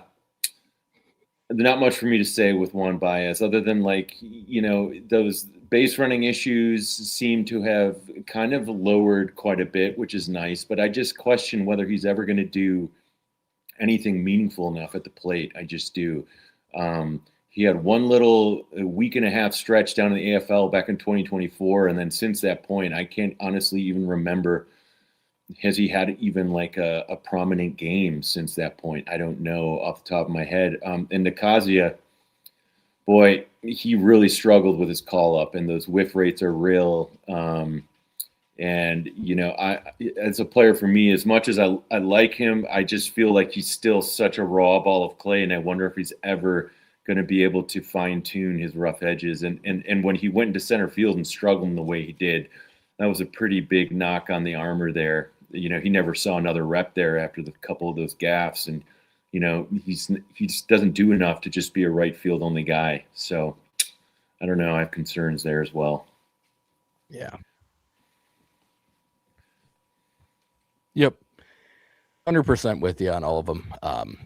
For me, Hall and Alastri are the most interesting of that group, but there's a ways to go before either of them are really on the radar as true prospects, I think. So moving to the pitcher side of things, again, a couple of these guys will probably save a little bit more for the AA discussion, but in the starter tier here, we have Bishop Letson, Manuel Rodriguez, Tyson Hardin, and Jaron Berry. I think starting with Letson is the best way to go here. So for me, this is the highest upside pitcher left in the minors for the Brewers. Miz was obviously that guy beforehand, but this is the guy for me right now. We're talking about someone who has as much extension as Miz, almost, not quite, but almost. We're talking about a guy who's only in like that 93 to 95 range for the most part, with two different fastballs that both can play. Four seam and the two seam can play. I really like the slider. I think the changeup's a little bit better than others do. And then as he came off of a long absence this year, he added a cutter while he was out, and it looked pretty good. By Stuff Plus Metrics, Lance Brzdowski had an article with it. Stuff Plus Metrics, every single one of his pitches grades out as above average, including a cutter that he literally just added at the end of the season. So it feels like a guy who has a really good feel for how to make stuff work, how he wants it to. I think the command is going to be quite good. He moves very well for someone who's 6'4", lanky, and gets huge extension. I'm just a very, very big fan of Letson, and he got a cup of coffee in AA at the very end of the stop, also off of his injury, and he wore down at the end of his outing. But he looked the part of a AA guy as a just barely turning 21-year-old. I think he might have turned 21 the day he pitched in AA, actually, or like the day after. But he absolutely looked the part. Big, big fan of Letson. He's somebody that I think probably doesn't quite get the love nationally that he deserves, but I think the reason for that is the injury. And we got a question from Austin Tatius on that, asking, how do you feel about Bishop Letson's injury history? He's yet to put together a good workload. Obviously, he's going to need to prove it, but are you seeing any limitations that concern you? Are there other pitchers, for comparison purposes, who either overcome having trouble building innings or did not overcome it? So first guy I'll point to as a comparison, I think Logan Henderson's a good one. Took him some time to build up, and he was a JUCO guy, so he's a little bit older than Letson coming into pro ball. Miz also took his time building up in the lower levels, but he didn't have as many injuries as Letson has had. Like, there's very fair concerns with the health, I would say, with Letson. I think it's a reasonable thing to worry about, and frankly, it's the only thing I'm all that concerned about in his profile, but it's a big one. Like, that is a really important part of the equation. Can he stick as a starter? Odds are he'll at least be able to make it as a reliever, even if he can never quite build up. And he'd probably be quite a good one with his frame, with his stuff. But if he can start, then we're talking about a guy who I think is a very legitimate top 100 prospect if he shows he can stick in the rotation. It's a fair question. Like I said, in terms of a good example, a positive example, like Logan Henderson took a while to build up. He had multiple injuries. He missed a bunch of time. Took him a while to actually start getting the innings count up. But there are other examples too. I can't come up with names for you off the top of my head, but like there are examples of it going the other way with a guy who just never could stay healthy enough to start. So I'm a huge fan, but I do think the injuries are the biggest concern. Joseph, is that where you land on him? And what do you think of just watching him pitch when you were able to see him this year? Oh, man, yeah. Extremely impressive. That cutter was surprising, and it was pretty wicked, actually. That was a super impressive outing in Biloxi. Not an easy ask either. Come off an injury. Hey, here's AA. excuse me, and he was just rock solid. At this point, I don't think the injuries really concern me. I think that they're taking it pretty conservatively, and rightfully so. They know what they have. Like, he's an incredible talent, and I think people should realize that. Another guy I think of in terms of comparison is Coleman Crowe. You know, he struggled with even more significant injuries, and he still got injured again last year, and they put him on the 40 man, right? Because he showed amazing stuff. Absolutely a starter in my eyes. I think that, you know, he's 21. They're going to build those innings. I wouldn't worry about it, but I see an absolute MLB starter here, top 3 starter, frankly. He's just got a whole package, and he's got that wiry frame, and he's clearly very athletic, and it's just a lot to like.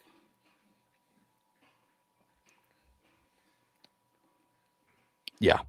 Just to quickly, like, we didn't talk about any stats. So he put up it was only 41 in the third innings due to the injuries, but it was a 2.4 ERA, 2.59 FIP. His strikeout rate was 30.8% to only a 7.5% walk rate. His ground ball rate was also 53%. So we're talking about a guy who got a ton of strikeouts and a ton of ground balls, a whiff rate of 28% above average, limits walks. Everything we saw from him when he was out there was awesome. The question absolutely is, how often can he be out there? And we'll find out as he moves forward. But that is, I think, for me, the highest ceiling in the system pitching wise. Tyson Harden is another one, and this is one I want to save a little bit more for AA, mostly because I think that's where we saw the best test for him. It wasn't a ton of time, but he just dominated high A. Like, the walk rate, the strikeout to walk ratio was absurd when he was in high A. Guys were really, really just not in tune with what he was doing. This is a guy who has a special fastball shape. He throws it in the mid 90s. He's got a really good slider. Definitely needs work on the changeup, but a good cutter as well. He throws a 2-seam that I think showed pretty good flashes of being a pitch that could get some grounders for him. A really, really big fan of Harden, a guy who was a walk machine as a reliever literally a year before he made his pro debut for Mississippi State, and suddenly he was a strike throw with just as good a stuff and went from like a 2-pitch guy to basically a 5-pitch guy. Incredible development from the staff. Somebody that, again, made it to AA and looked the part in AA before he had himself a little bit of more of a shutdown than a real injury. But what did you see from him in high A? And again, we'll probably touch on him more in AA again, but like, this was an extremely impressive. It technically wasn't his pro debut, but he pitched like 2 innings or something in low A the year before, like basically his pro debut. What did you see from him? And is, for me, like, those are the 2 highest ceiling pitchers in the system at this point, Letson and Harden.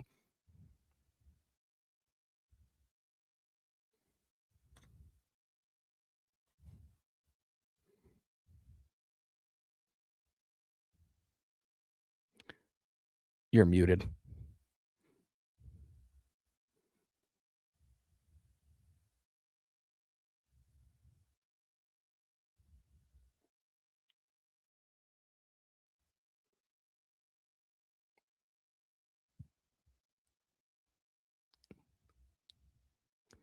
You're muted, Joseph. Thank you. I had to mute because my puppy was chewing on a window molding, out of all things. What I was saying was that I was pulling up Harden's stats from that debut in low A, and I remember watching him.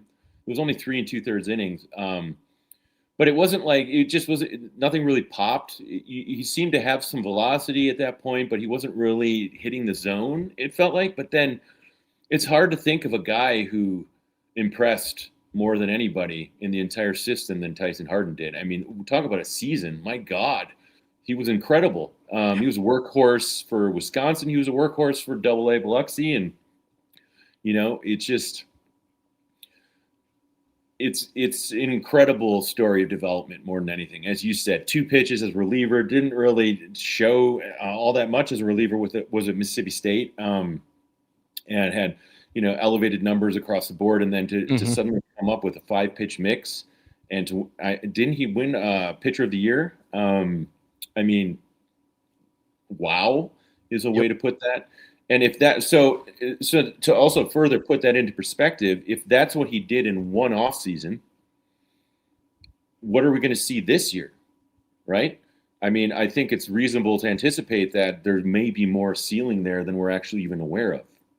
And so that's what I'm getting excited about there. He's a little smaller guy compared to a Letson. I mean, not many have the frame that Letson has, but man, like Logan Henderson, he's just a bulldog on the mound. Like you can see he's highly competitive. And I like that quite a bit in a starter. So I'm extremely excited to see what he brings in 2026.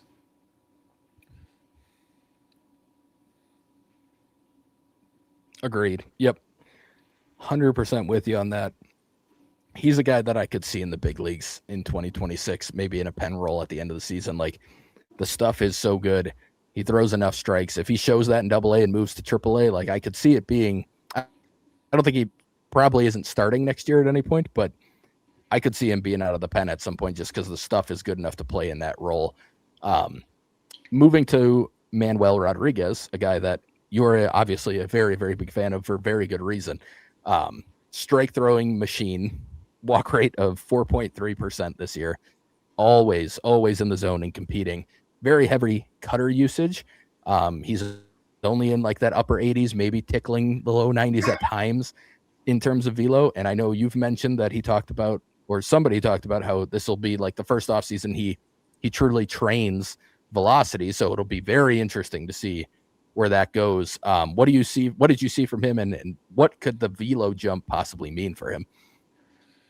Yeah, it came out in the end of the Timber Rattlers season. I think it was a post game interview. It was, and I took express note of that just because I love the pitcher so much, and I've been dreaming on, man, if you could get a velocity bump, everything changes. And so I think a meaningful velocity bump for him would be something like sitting 92, 93, touching 94, 95. If he can do that, say 2 years down the line, his whole outlook changes just because of how he pitches. He is so, even last year in Carolina, at that age to throw that many. And if we're going to talk about innings being concerned for Letson, well, Rodriguez is the exact opposite. He's a workhorse.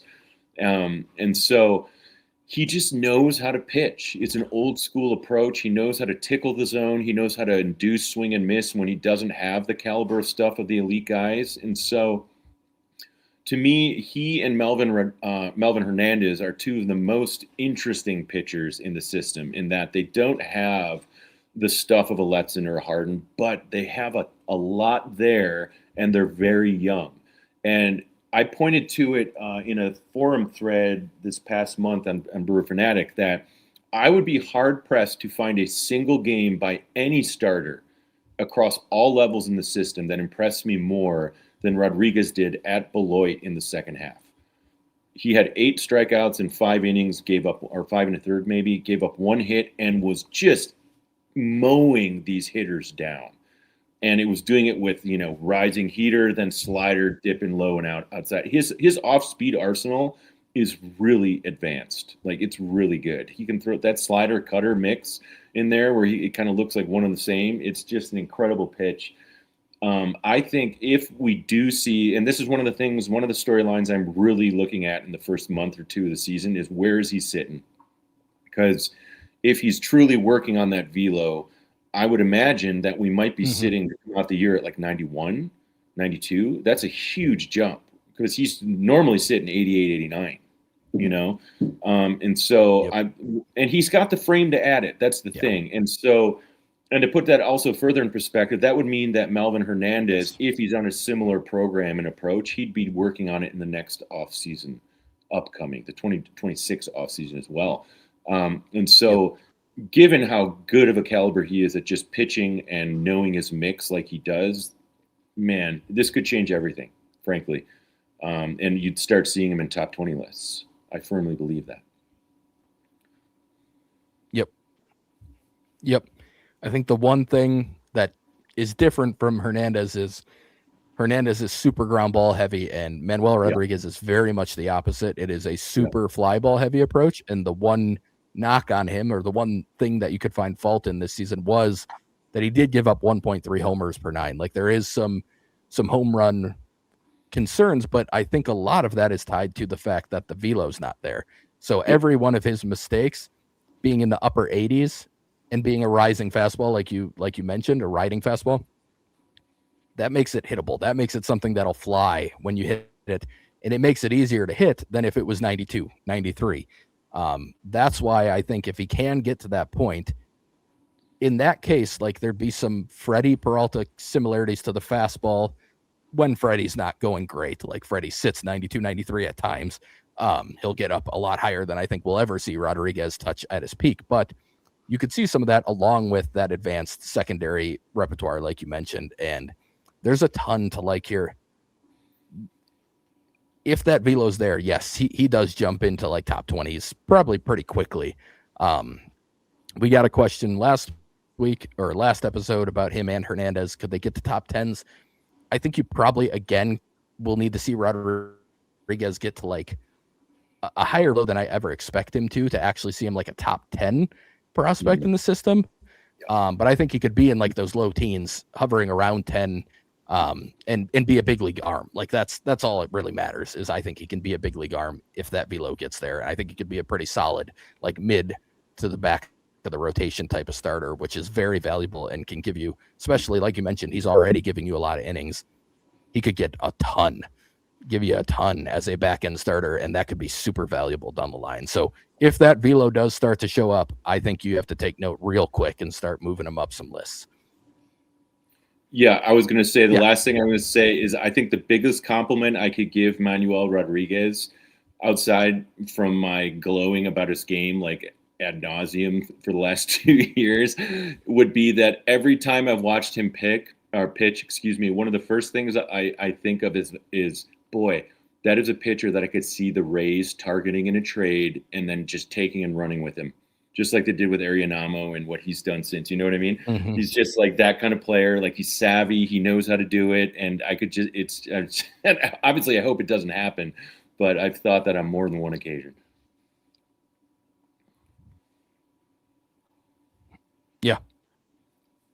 Yeah, I think that's very fair.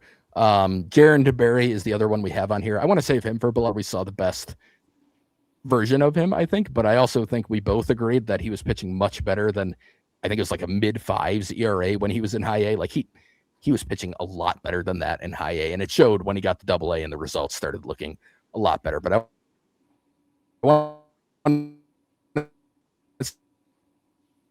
save him for that, because that was a much better showing for him. We'll move into the next tier, which is big stuff with some questions. Ryan Burchard and Yerlin Rodriguez, who you mentioned earlier. Burchard mainly pitched as a starter, but he had some like longer relief appearances. He got moved around a little bit this year. The results haven't quite been there. We're talking this year, it was pretty good. I mean, it was a 3.91 ERA with a 3.96 FIP, 26.8% strikeout rate, solid. Walk rate of 16.2%. Not good. Not going to play. Needs to get better. That said, the whiff rate of 36.1% was literally one of the top 10 whiff rates in all of minor league baseball for anyone with a decent sample size. He can generate swing and miss with the absolute best of them. He's going to have to be around the zone more, but he can do it for longer periods of time. We saw him carry, you mentioned Rodriguez having a really impressive start. Burchard carried a hitter deep in him and a one hitter another time with a bunch of strikeouts mixed in. There's very, very high upside. I talked last year a little bit about Burchard looking a little bit out of shape to me. I think he looked like he was in much better shape this season. If he can cut the walks down, there is very, very high upside here, and that's why he's there. It's big stuff, and the question is command. The exact same thing is the case with Yerlin Rodriguez. His is worse. Rodriguez, on the other hand, has even worse command than Burchard does, and he's doing it in shorter stints. He's doing it in 1 to 2 inning stints. It's a real concern, I think, that at this point, Rodriguez has yet to put it together. He's a guy we've seen hit 101 on the radar gun. It's a pretty good slider. He has a good secondary pitch along with that velo. There's a lot of Abner Uribe to it. Abner Uribe had command issues, concerns. He has. It is a very, very, very big issue for him right now. And he's somebody that, if he can put it together, there is absolutely high upside, end of game, high leverage ability in there. And Baseball America wrote him up today, actually, talking about a sleeper from each organization because the stuff is so good. He actually had a zone rate of over 50% on his slider. So perhaps he needs to lean into that being his main pitch. He already does throw it a lot, but maybe if he just really leans into that being the main one, it'll help him be in and around the zone more often. But his misses aren't just misses. They are flying behind batters, flying to the screen. I mean, he can be, it's a little bit of like Major League when we're talking early on in the movie. Like, we're talking about Ricky Vaughn launching one, just, ball 4, ball 8, ball 12. How are guys laying off pitches this close? But it's pretty clear how they're laying off of him. Like, the upside is awesome. The stuff is great. If he can even just be remotely around the zone, he could very exciting. And for me, just to quickly wrap up Burchard, because we did get a question from Beater GB asking about his season and what his late season surge kind of meant. I do think he started to find some things. I think he figured some things out as the season went along, but he's just going to have to throw more strikes. If he doesn't, I do think he can fall into a pen role and perform in that type of role too, longer term. I think the walks will come down. Some of it has been that later in starts, he starts to walk a bunch more people. So perhaps in a shorter role, you don't see as many of them. But those are my thoughts on those two. I think they're both super exciting. For me, Burchard is more exciting because it's closer to being where you want it than Rodriguez. But the upside on both of them is very fun. Kind of what do you see with them? And what do you think the odds are of either of them really kind of putting it together? I think Burchard's close. I really do. Like, he had that elevated walk rate, but I saw, this is going to be like splitting hairs, but the walks in 2025 were not nearly as concerning to me in terms of the quality of them. Like, I feel like he was very close to the zone in these walks. And because he's getting that massive swing rate, he's fooling guys quite a bit. And I think a lot of the times he would just miss up and in the zone, for instance, on a heater. And then the guy didn't swing because honestly, he couldn't hit it. And then he took his base because he didn't get the call. And it was probably a ball, but it was close enough for my eyes. And so got a really filthy breaking ball, like an absurdly filthy breaking ball. And he has a really interesting, violent delivery. Ball comes out high. I think he's a very athletic guy, frankly. Like, he looks very built. He's made some pretty athletic plays off the mound. I think Burchard, to me, is one of the sleepers in the system, frankly. I think his stuff is that good, and I just think it's a matter of tweaking it a little bit more this offseason. And I thought last season was very, very settling for me because I always liked his raw stuff, and I knew you loved him coming out, but I was really concerned after his first year.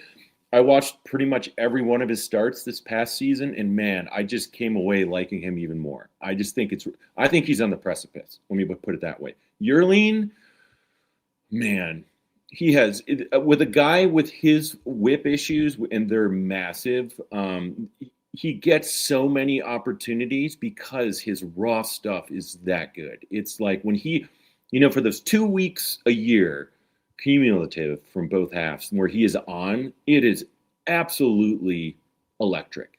You have opposing announcers saying, oh, he's not going to be for high A for long. I mean, that's kind of the thing that happens, or he's touching, he's had outings where he was touching 100, 101 his entire outing. It's not often. He may have only done it once, but it's possible. Typically, in a typical outing, he has to scale back because he can't find the zone, and that's the biggest issue. So he'll sit 96, 98 because he doesn't trust his stuff. And as you were saying, just a bit outside. I mean, he's rifling these behind batters to the backstop.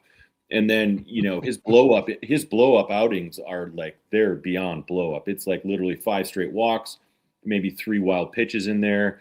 He doesn't get an out and he's pulled. It's crazy. And this happens routinely, and it's happened routinely throughout his career.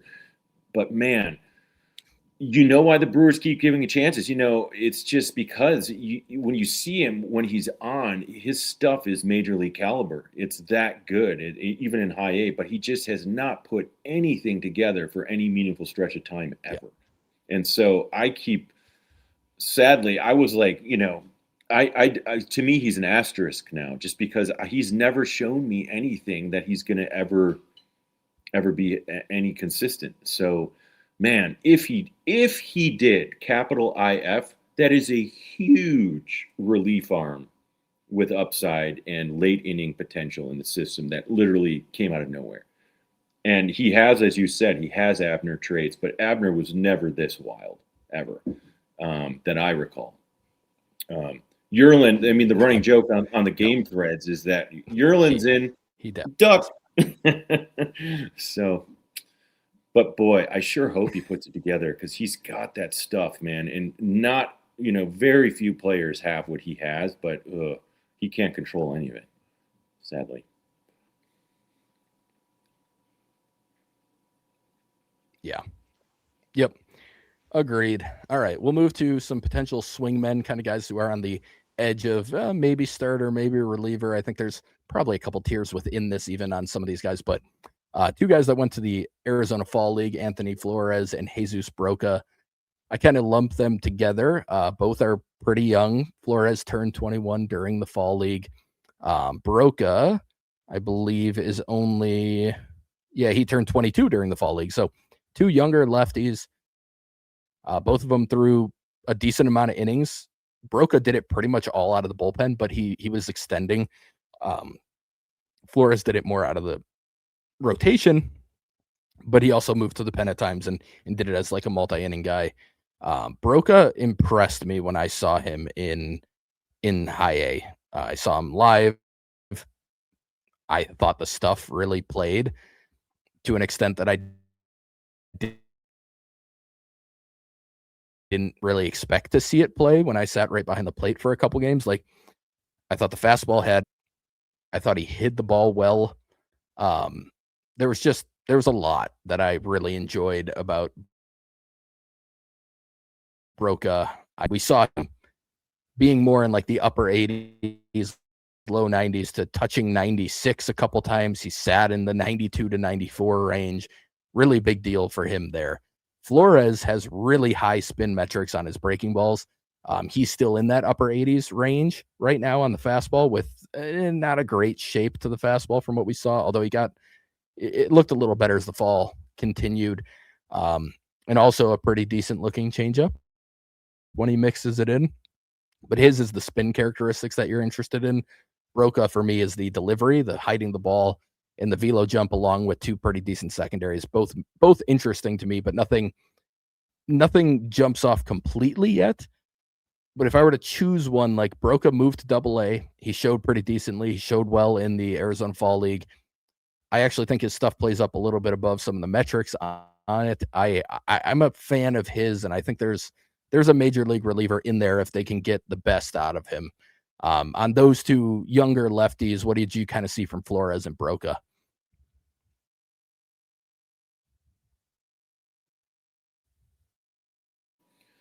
I like You're muted both again. Yeah, I got that. Thank you. Puppy mute. I do like both of them.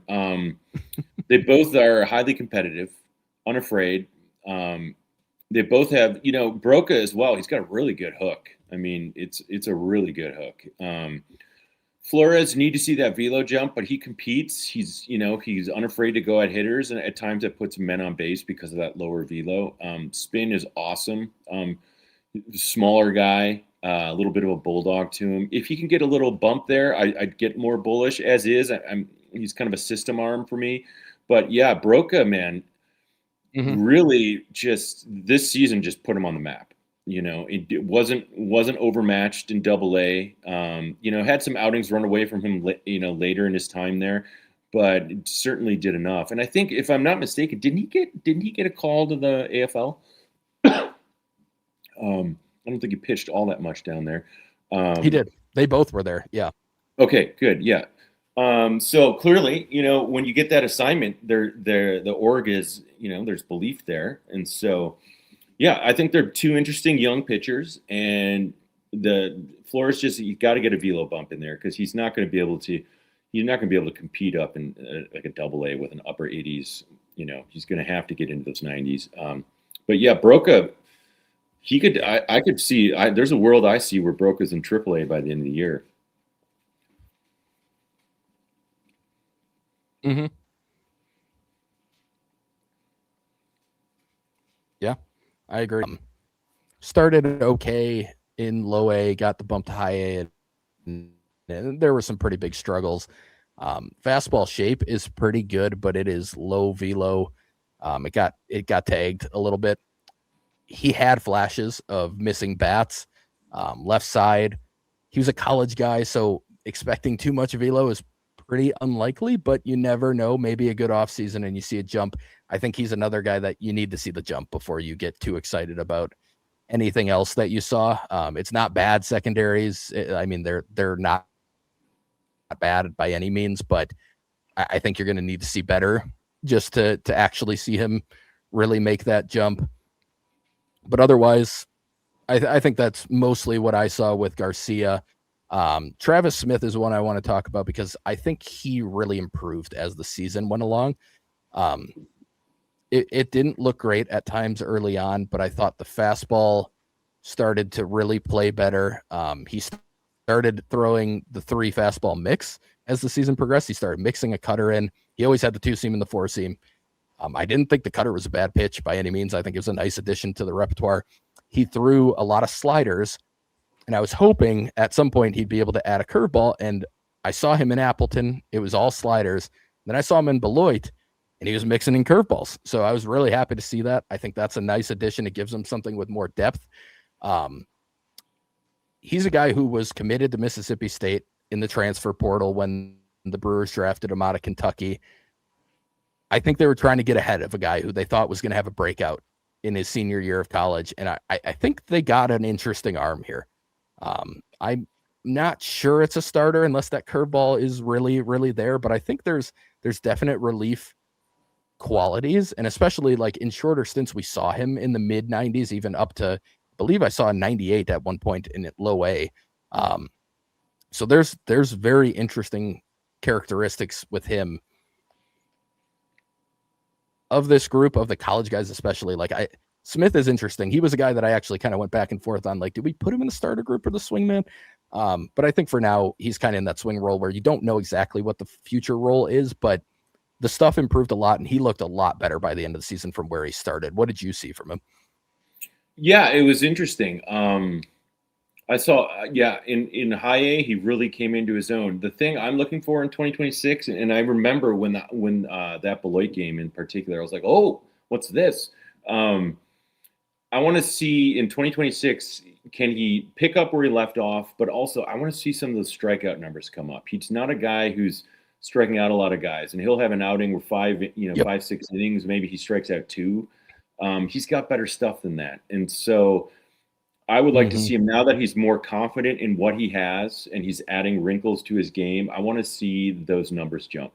Can he start striking out guys more meaningfully? If he can start doing that, missing more barrels, well, there's another surprise in the system that we didn't know we had. And so that's really what I'm looking for. But yeah, by the end of the season, I was like, okay, we have a pitcher here. What kind of pitcher do we have?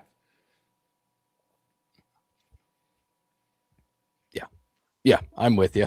I think that is where that curveball is going to help. I think that'll be a better swing and miss pitch for him. It gives him something against lefties, especially to be a swing and miss pitch, because the slider was going to be a tough one to get lefties with.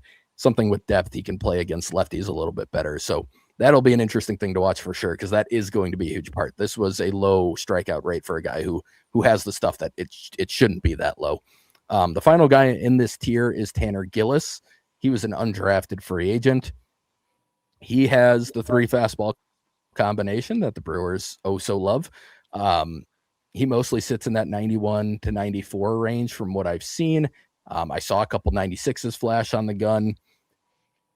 Changeup for me is my favorite pitch when watching him. I think it's a good changeup that can really get some swing and miss, especially against lefties. Um, I think the sinker is his best fastball of the three. And I thought the slider was pretty decent too. So, like, he's an older guy, especially for the levels, the lower levels. But it's a guy who got a ton of grounders. He got some whiff, got a couple interesting secondaries. Like, do I think he's a starter? Probably not, but could I see him in a multi-inning relief role down the line? Yeah, I could if he continues to improve upon what he's got right now. Like, there's some good building blocks with Gillis. Of the undrafted guys from after the 2024 class or draft, I think he's probably my favorite, unless I'm forgetting somebody off the top of my head. But I think he's the most interesting, just in pure ability and the way his stuff plays. Of all those guys, what did you see with Gillis?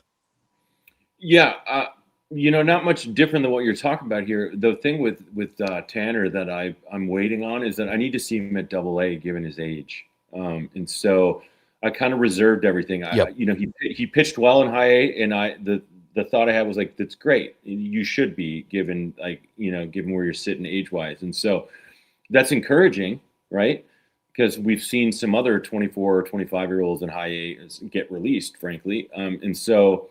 The fact that he's undrafted, the fact that he worked his way into High A and was an integral part of that pitching staff, and a pitching staff that was struggling, frankly, most of the year, those are all good things. And now we just need to see, can he replicate and can he build on that in the Southern League? Because given where he's at age-wise, I'm not even really thinking anything in either direction other than like, okay, he's here, good. He's still going to stay in the system. That's awesome.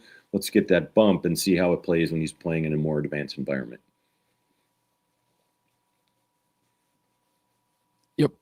Yep, 100% with you. Final three we've got here on the others of note section: Steven Cruz, Jack Seppings, and Chandler Welch. To quickly touch on Welch, it was a bad start to the season. He then was injured. We didn't see him much in the latter half of the season. I still think this stuff is interesting.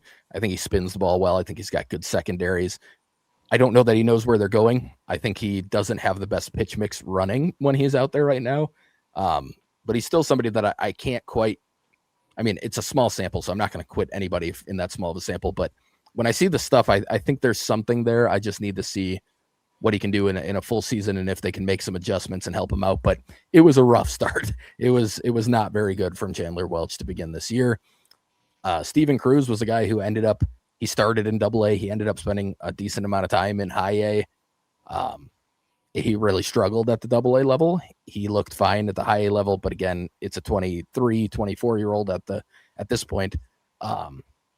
He spins the ball well, but the velos never quite made the jump you hoped, especially over longer periods of time and longer outings.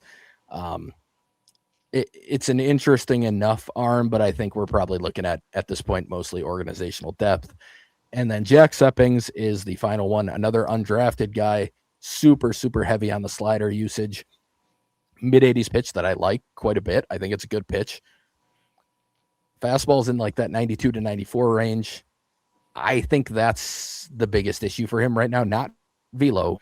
I think the shape is bad. I think the ball just runs into barrels.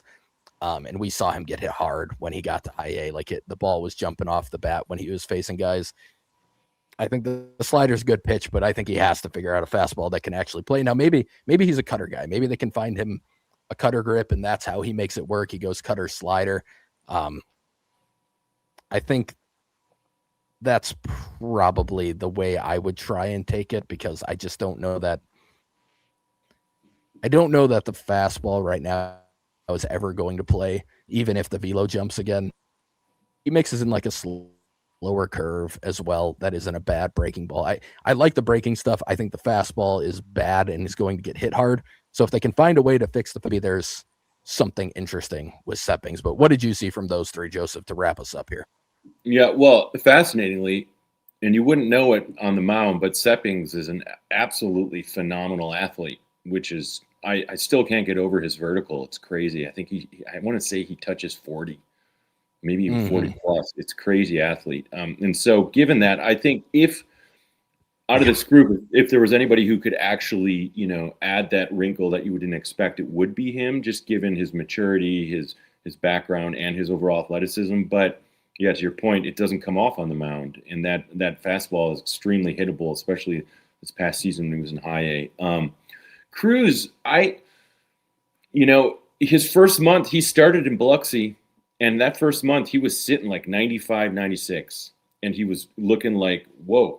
And then he just fell off the face of the earth. Yeah. To his credit, got reassigned and, got himself back on the map. He's pitching in the winter leagues. He's doing, adequately. And he's a guy, he's probably organizational depth, but I still think there might be something in there. I don't know. But it's, he hasn't been able to build on these stretches. So till now, he's just been pretty inconsistent, and, I don't know what that's going to play out in the long term, but and then Welch, I don't know. We'll see. I like the shapes of his stuff, but to your point, I don't think he knows where it's going either. And then he just ends up having pretty, short outings with men on base, and then in injury season, he definitely took a step back last year, and so this will be a big season for him. Yeah. Yep. Agreed. All right. We had one more question that was kind of more all-encompassing. So Sprawl135 asked, who besides Mate, Pena, Dingus, and Letson is worth following in terms of potential MLB role one day? So we talked about Harden. I think Manuel Rodriguez, Jaron DeBerry, all three of those guys are at least worth paying attention to. I think Burchard probably for me is the next closest from the pitching side of things. On the position side, we talked about a bunch of guys. Burke, Fisher, obviously Adam Shevsky, but I think that was kind of like he was included in the low A one. And then Matt Wood maybe closer than, I would say Matt Wood closer than Eduardo Garcia between those. So do you have anyone else you would add to that list, or are those kind of the ones you would have been pointing out to?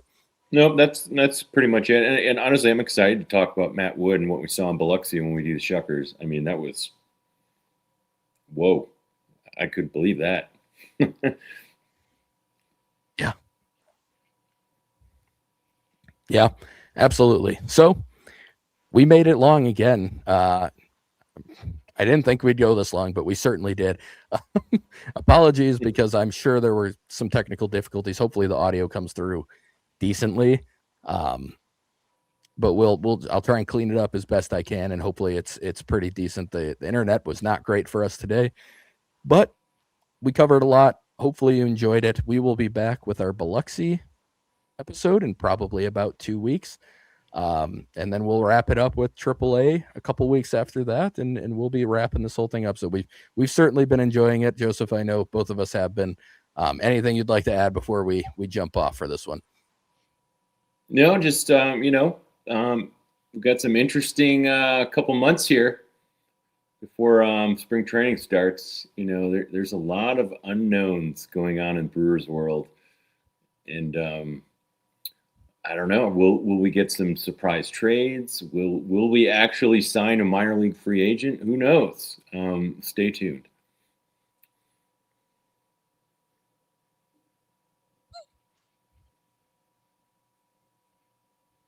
Yeah. Thank you all for listening. And like I said, hopefully this comes through enough to be playable and listenable.